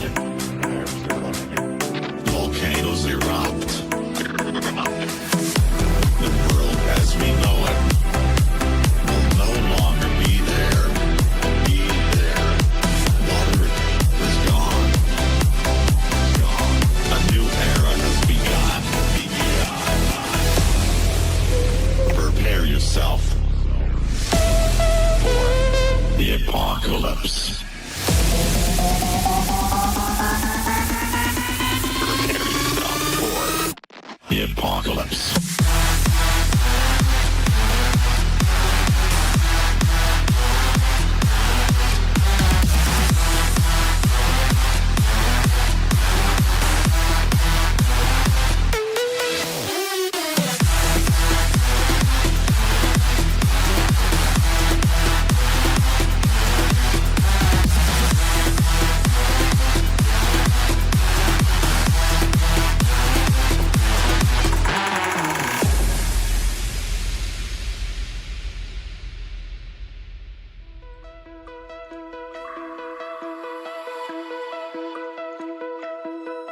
Find your way into this wonderland. Cross the maze, the dark, the innocent. Chase the faith, the thrill, the heaven sent. I got your world upside down. The labyrinth will guide you far away to a place where senses will decay. Your ghost and mind will shadow play. I got your world upside down.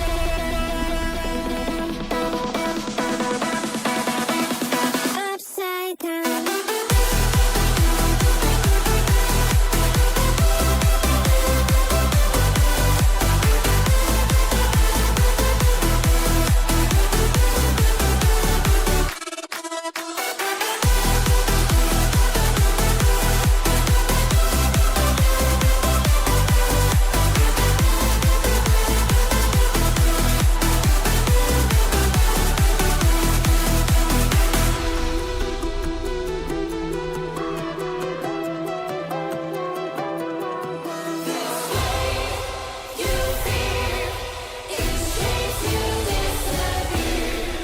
Find your way into this wonderland.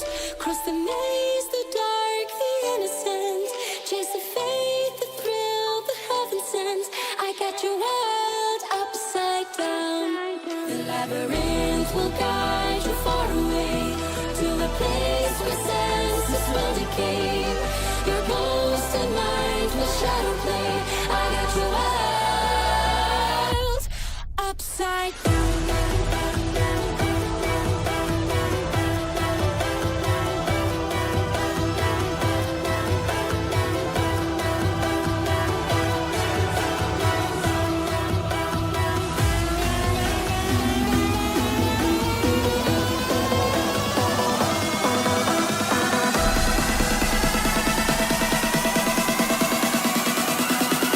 Upside down.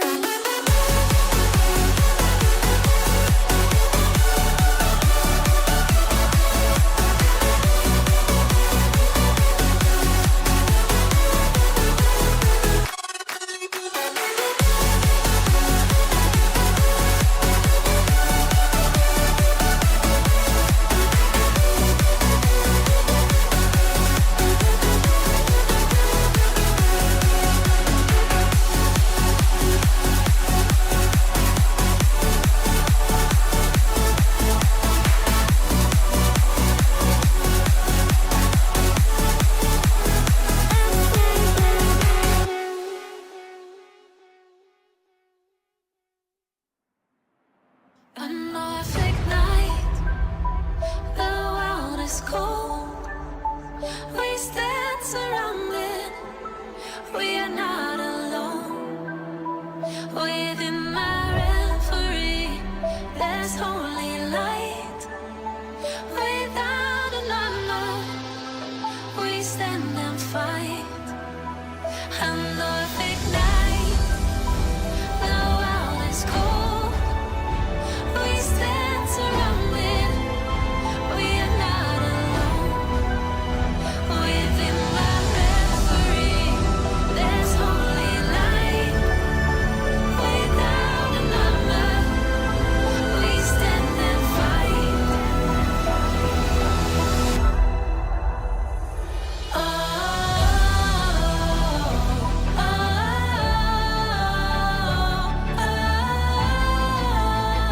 We are not alone.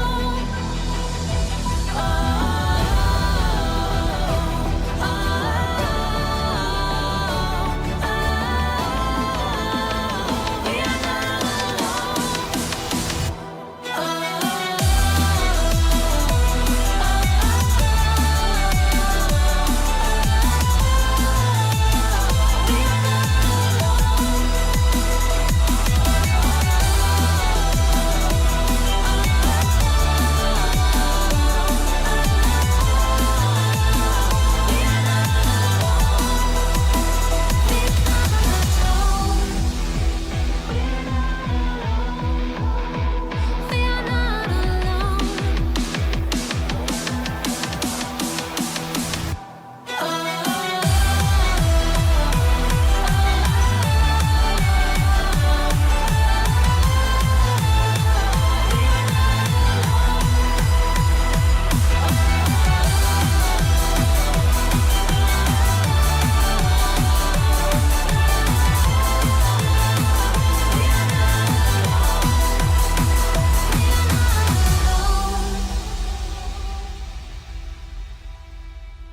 a Norfolk night, the world is cold.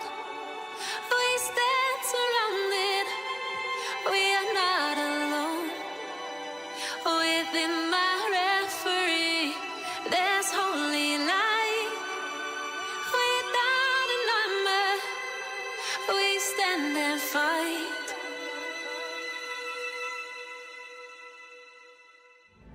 Will it be Yusei or will it be Kaiba? Who deserves to go to semifinals?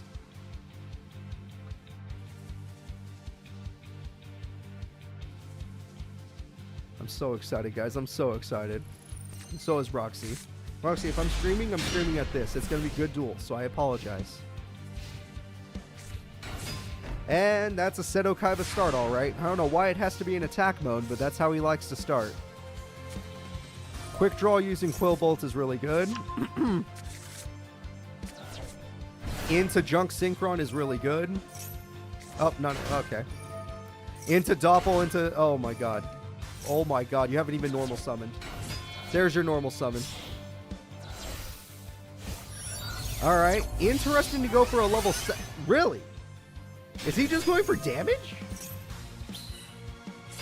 Instead of monster safety, he's going for straight up damage. Oh no, here it comes. This is what it was. This is what he was planning, everybody. Now we synchro even further. Yusei's got it. Yusei has so much power right now. He's not even done. More tunage. This guy's cooking so hard. He's cooking so hard right now. All of you are watching it happen. He's got Excel Synchro. He's got Nitro Warrior. He's got Junk Speeder. He's got more cards. He's got a Synchro Summon. What are we making this time? What could possibly be on the menu? A Junk Warrior for fun. For freaking fun. He's got a Junk Warrior. What is this? A triple Synchro Summon? Is this Quasar? It's Quasar! He did it! Quasar is on the field! Yusei Fudo has outcooked himself! He can't go any harder than he already has! This is Yusei's first turn, by the way! Limit over Excel. And he's not done yet. He needs the classic. He needs Stardust Dragon. You can't do anything. Seto Kaiba's cooked. Seto Kaiba's cooked. The Omni negate. Quasar will never leave and he'll always negate.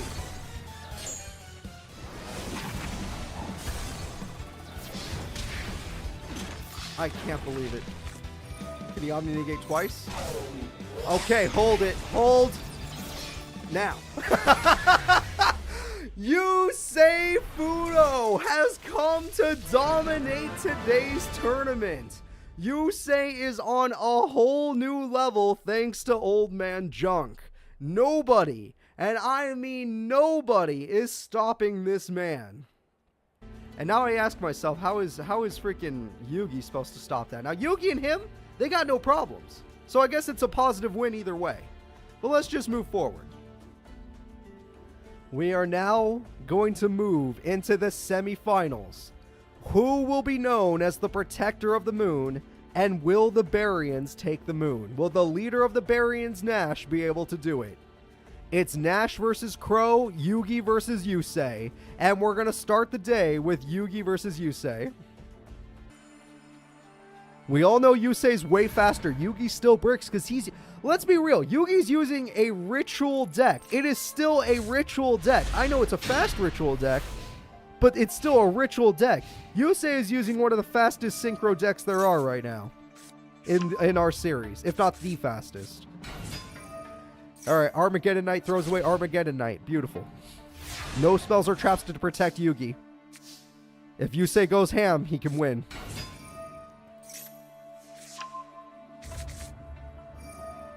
Monster Reborn on Armageddon Knight to use it for Stardust Dragon. Throwing away a Dark Monster level... Whoa.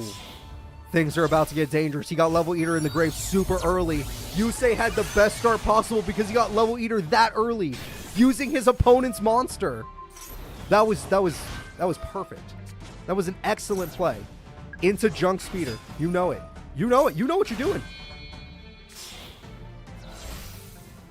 It's perfect. I don't even know how to play new Yu-Gi-Oh, but I've seen enough of these duels to know that was coming. What is Yugi gonna do? This man could summon 7 monsters in one turn. What are you gonna do?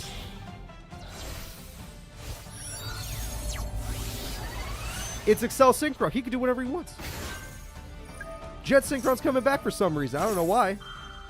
Doesn't need to. Oh, Token's gonna block it anyway. Oh, it's that effect. Never mind. I don't know why I was thinking the other effect. Okay. Wait, is he going for the draw power? Is he going for Quasar again? Level Eater into...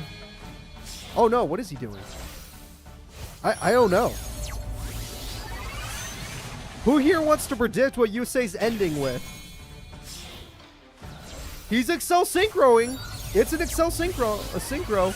It's Stardust Warrior, one of the most solid monsters. The damage is good.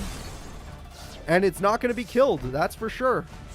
Stardust Warrior is super safe. Even BLS is not going to beat it. Yep, Yugi does get to look for his ritual spell at least, so as long as he has the monster, that's valuable.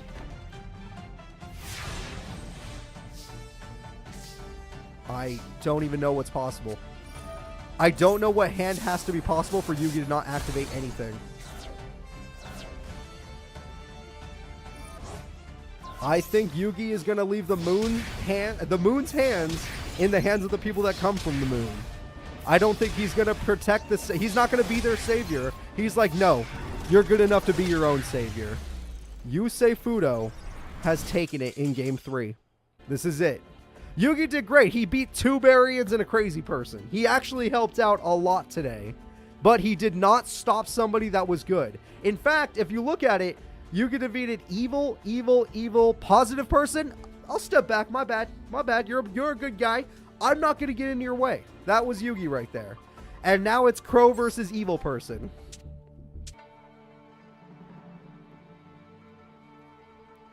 I'm a little worried about Crow right now. I'm a little worried. I thought we were going to have a for fun ending. But now I think we might have a stressful ending. That's an amazing start and all, but... like, be careful.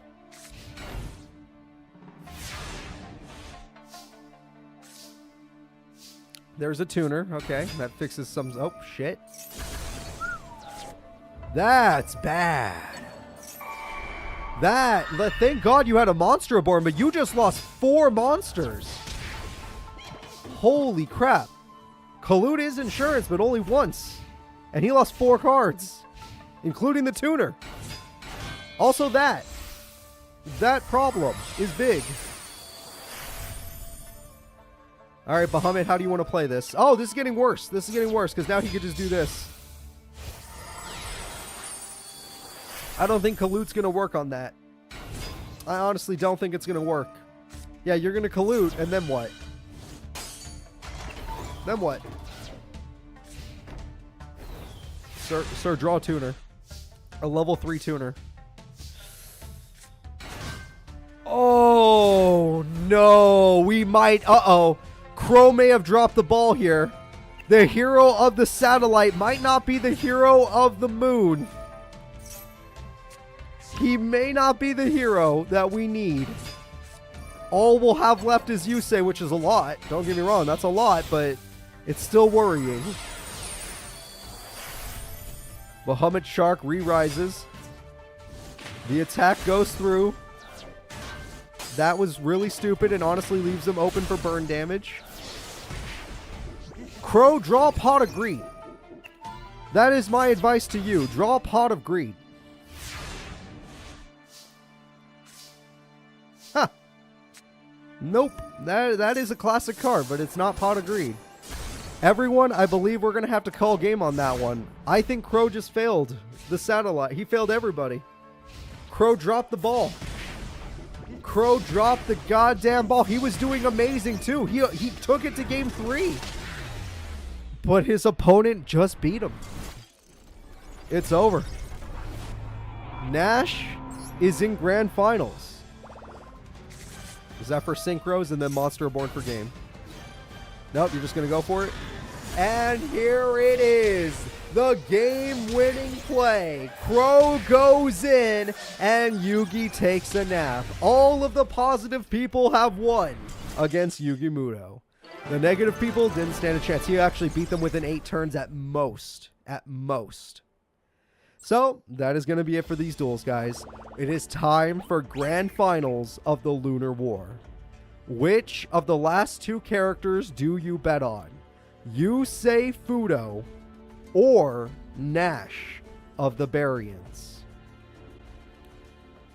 Yusei is the last protector, the last guy who's going to try and stop everything.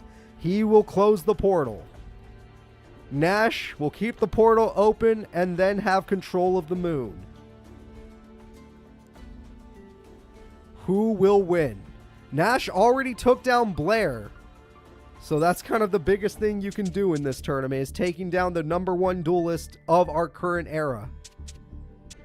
If you are a Nash fan, I would like to see a Taya emote. If you are a Yusei fan, show me American... oh no, flip that. Merrick emote for Nash. Taya emote for Yusei. Positive character, negative character. Let's go with that. I just want to see who's evil, who's not. Some Tayas? Okay. Because those should be the free emotes. A lot more Tayas. Okay, a lot more Yusei fans. That's good. That is good. Sorry, can't find his face.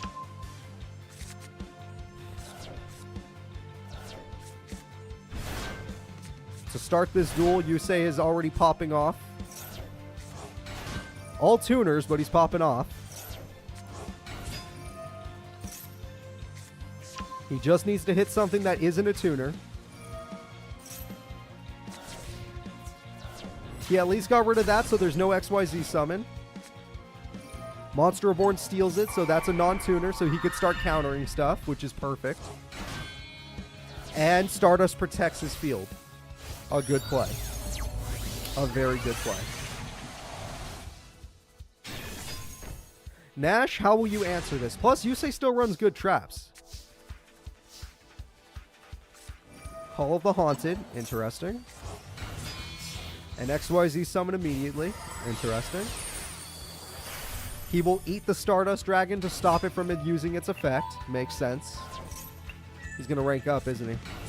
He's not. Okay, he doesn't plan on ranking up. Thank God. Bahamut Dragon. Okay. Or Bahamut Shark, sorry. Bahamut Shark, rank up. Okay. Nope, he is going to do it. So, yeah. Yusei is going to have to defeat Silent Honor Dark, which eats monsters that are special summoned, which is exactly what Yusei does. We knew this was going to be a problem, but it's something you'll have to deal with. How many people bet on Yusei? I'm worried about you right now. I'm worried about you. I mean, actual bet. Didn't like Yusei, just actually bet on him. Yeah, it's not looking good for Yusei. It's looking like the Barians are taking the day. It's not looking good. If this was my old tournaments and it was only one duel, I'd already call it. Yugi would not have let you win if he knew you were going to do this.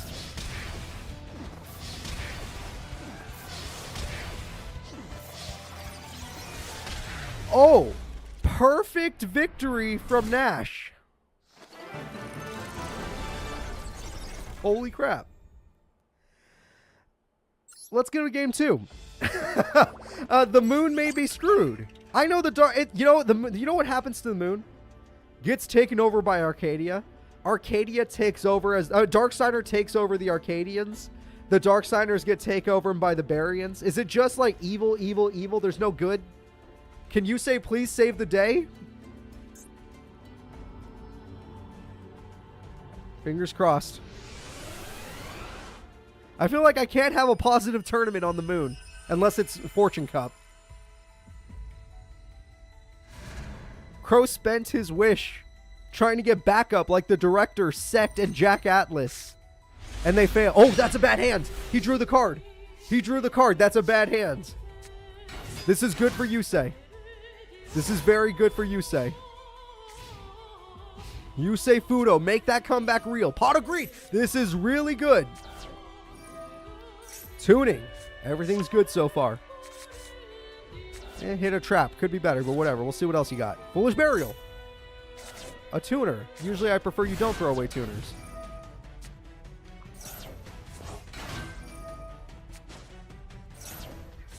Hi, kitty. Hi.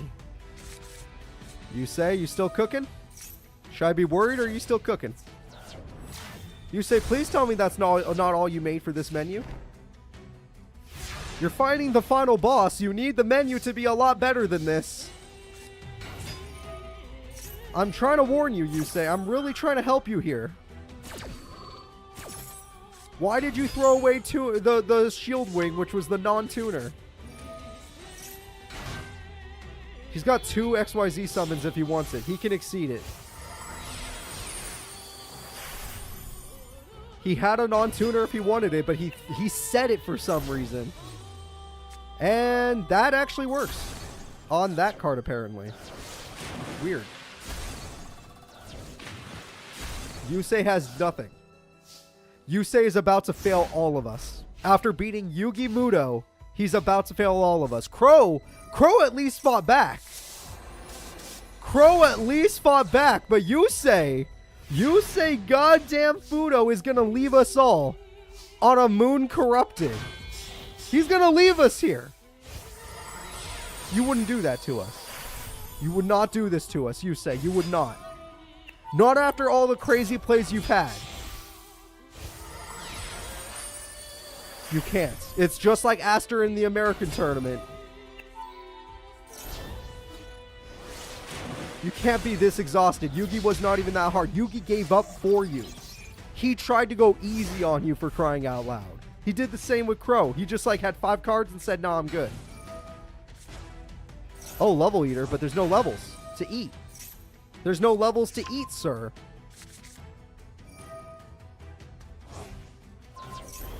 There's a level to eat. Okay, wait. Yusei with nothing is about to try and cook up something for you. He found some wheat. Let's see this bread. All right, Junk Speeder is doing its thing. It is doing its thing. And now we got Stardust Dragon. Yes! Stardust Dragon in game 2. Level Eater. Yes, Roxy. It's Stardust Dragon. And now we got... It's not going to be the right level for a Synchro Summon, but screw it. He's not getting Quasar. Slow down. And now we got this. Oh, wait. He can get Shooting Star. It's not Quasar, but Shooting Star is good. Or Stardust Warrior. Both of them are super solid. And let's see what he goes for. He's Excel Synchroing. Yusei is cooked up. A Shooting Star Dragon. And the Shooting Star Dragon is now unstoppable. Yusei, with 1 card, came all the way back. He is not letting the moon fall again. He may be low on life points. So not that low, but he's low. But he's not giving up. Shooting Star negates the attack, and it's coming back. Bahamut is just going to summon a new monster, which doesn't exactly matter. Alright, Yusei, show us. Show us something legendary. Level Eater. Yeah, you're damn right you're going to Level Eater. You're damn right you're going to pick a different Synchro monster. I'm fine with any of these traps.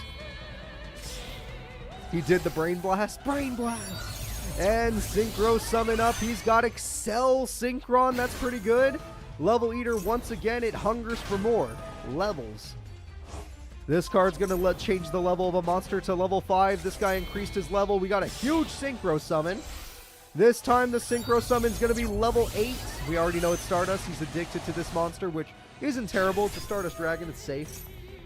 And a token. The attacks will start coming through. Beautiful. And that card's not going anywhere, but it's beautiful. Stardust can still die to Bahamut. Oh, no, it can't. Shooting Star.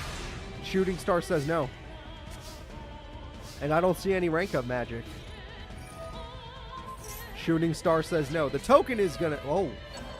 That wasn't the main plan? Maybe? No, it was. It's over. Shooting Star can negate the attacks, but it's over. What would you like to do now? Quillbolt for fun. Quillbolt for fun, yes. Torianto Reborn, yes.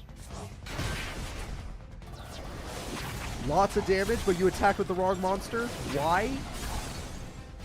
Why did you leave him with Bahamut Shark if it could still... Well, I guess it can't kill Stardust. You're right. What am I saying? If it can't kill Stardust, what does it matter? Exactly. Exactly. There's nothing to worry about. Not a damn thing to worry about. Tuning? Sure. What do we got? Junk Synchron? For sure. Junk Synchron gets what exactly? Hey, we're going for a level 7? We're going for Nitro Warrior? No, Junk Archer? Oh, what? Wow, we haven't seen this card in forever. Junk Archer comes through, and that is absolutely game. Doesn't matter. It's game. Junk Archer was the perfect choice. Yusei Fudo is taking us to game 3. This is it. Will the moon be saved for the first time in forever? Or will it fall to the Barians? From the Arcadians to the Darksiders to the Barians. We'll find out right now. Junk Archer did prevent him from buying one turn with his trap card.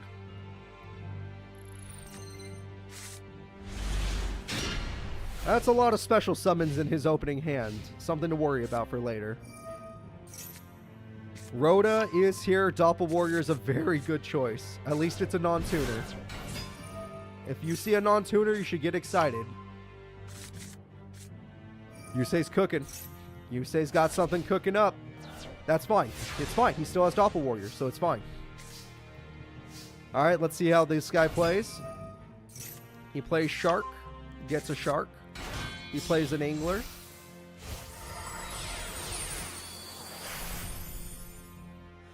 He gets Bahamut Shark like he always does. Bahamut Shark gets Leviathan Dragon, which evolves.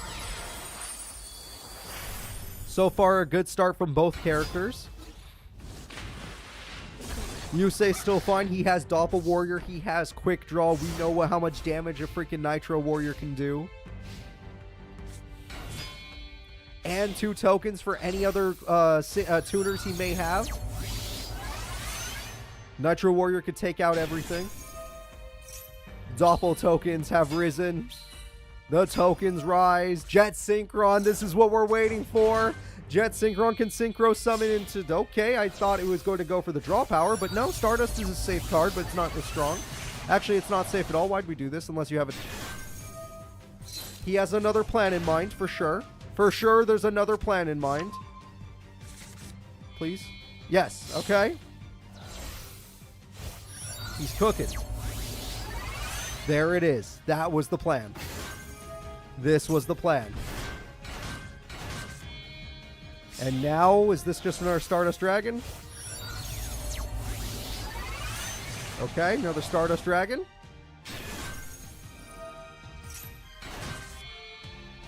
Holy shit, how many cards do you have? Excel Synchron? Oh my god, what are we gonna do here? Excel Synchro, he already did it. He already got an Excel Synchro. What are you gonna do? He got Shooting Star Dragon again. What do you do? Yusei is gonna save this goddamn moon for the first time ever. For the first time ever, Yusei is gonna save the moon. Shark, cook something, but you ain't got anything better than that. There's nothing on your... Oh wow, he got all 3 Silent Anglers. There's nothing on your plate better than what Yusei just cooked up. He can negate attack, so what does this matter? Wait, did you guys say he could or couldn't negate that? Oh, it was couldn't. You know what? I completely forgot if you guys said he could or couldn't negate it with Shooting Star. I knew Stardust couldn't, but I didn't know about Shooting Star. Oh no! The moon! Junk Synchron! Go back to the basics! Bring us the warrior! Go back to the basics, Yusei! Yeah! Yeah! Let's go! Come on, Yusei, hit hard! Wait, do the double toe... They have to be in attack mode. Oh, no. Oh, no. Can we get rid of those tokens somehow? Any way to get rid of the tokens, get rid of them. 1 token is okay, not 2. Just hide in defense mode. This is good. This is good. Yusei's not done. I thought it was over once he got... And once Shooting Star got defeated, I thought there's no coming back. But Yusei's not done. Look at this. Oh my god, he's got Stardust.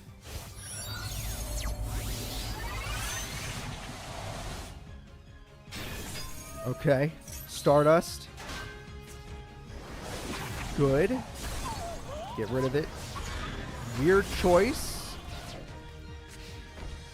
It's fine because only one token is in attack mode, but you just lost Stardust, in my opinion. Yeah, why? Now I don't agree.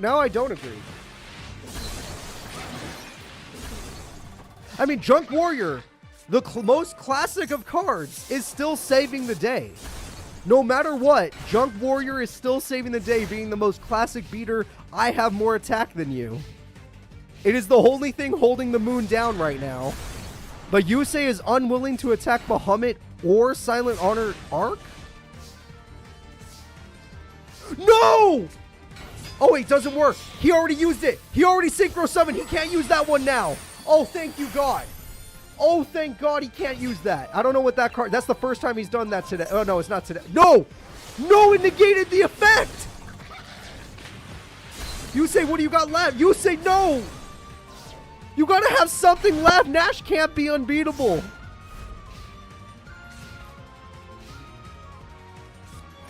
Okay. Stardust is back, but you need some sort of synchro. You need to Excel synchro somehow. That's the opposite.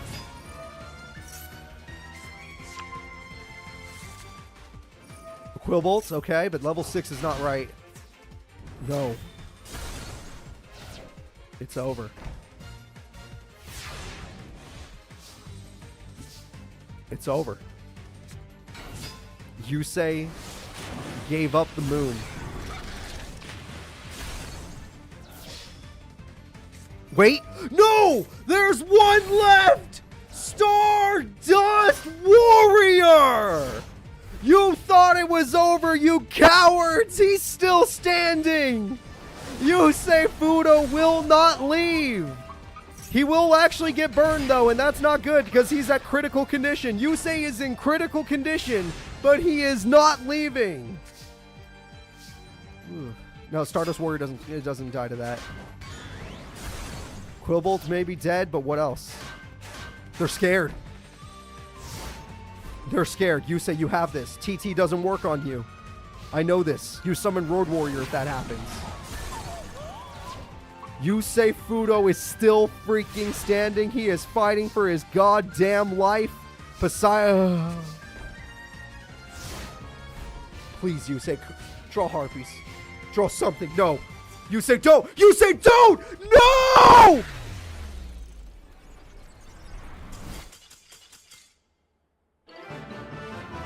Yusei lost to Poseidon Wave!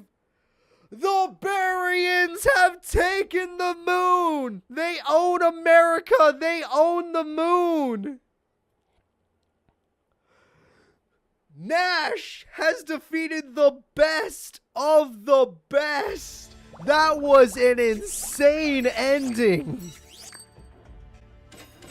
We have not only a bad ending, but a dangerously bad ending. Because we've already been used to the Dark Signers, but the Barians getting their way? That means the portal did not close. The portal did not close.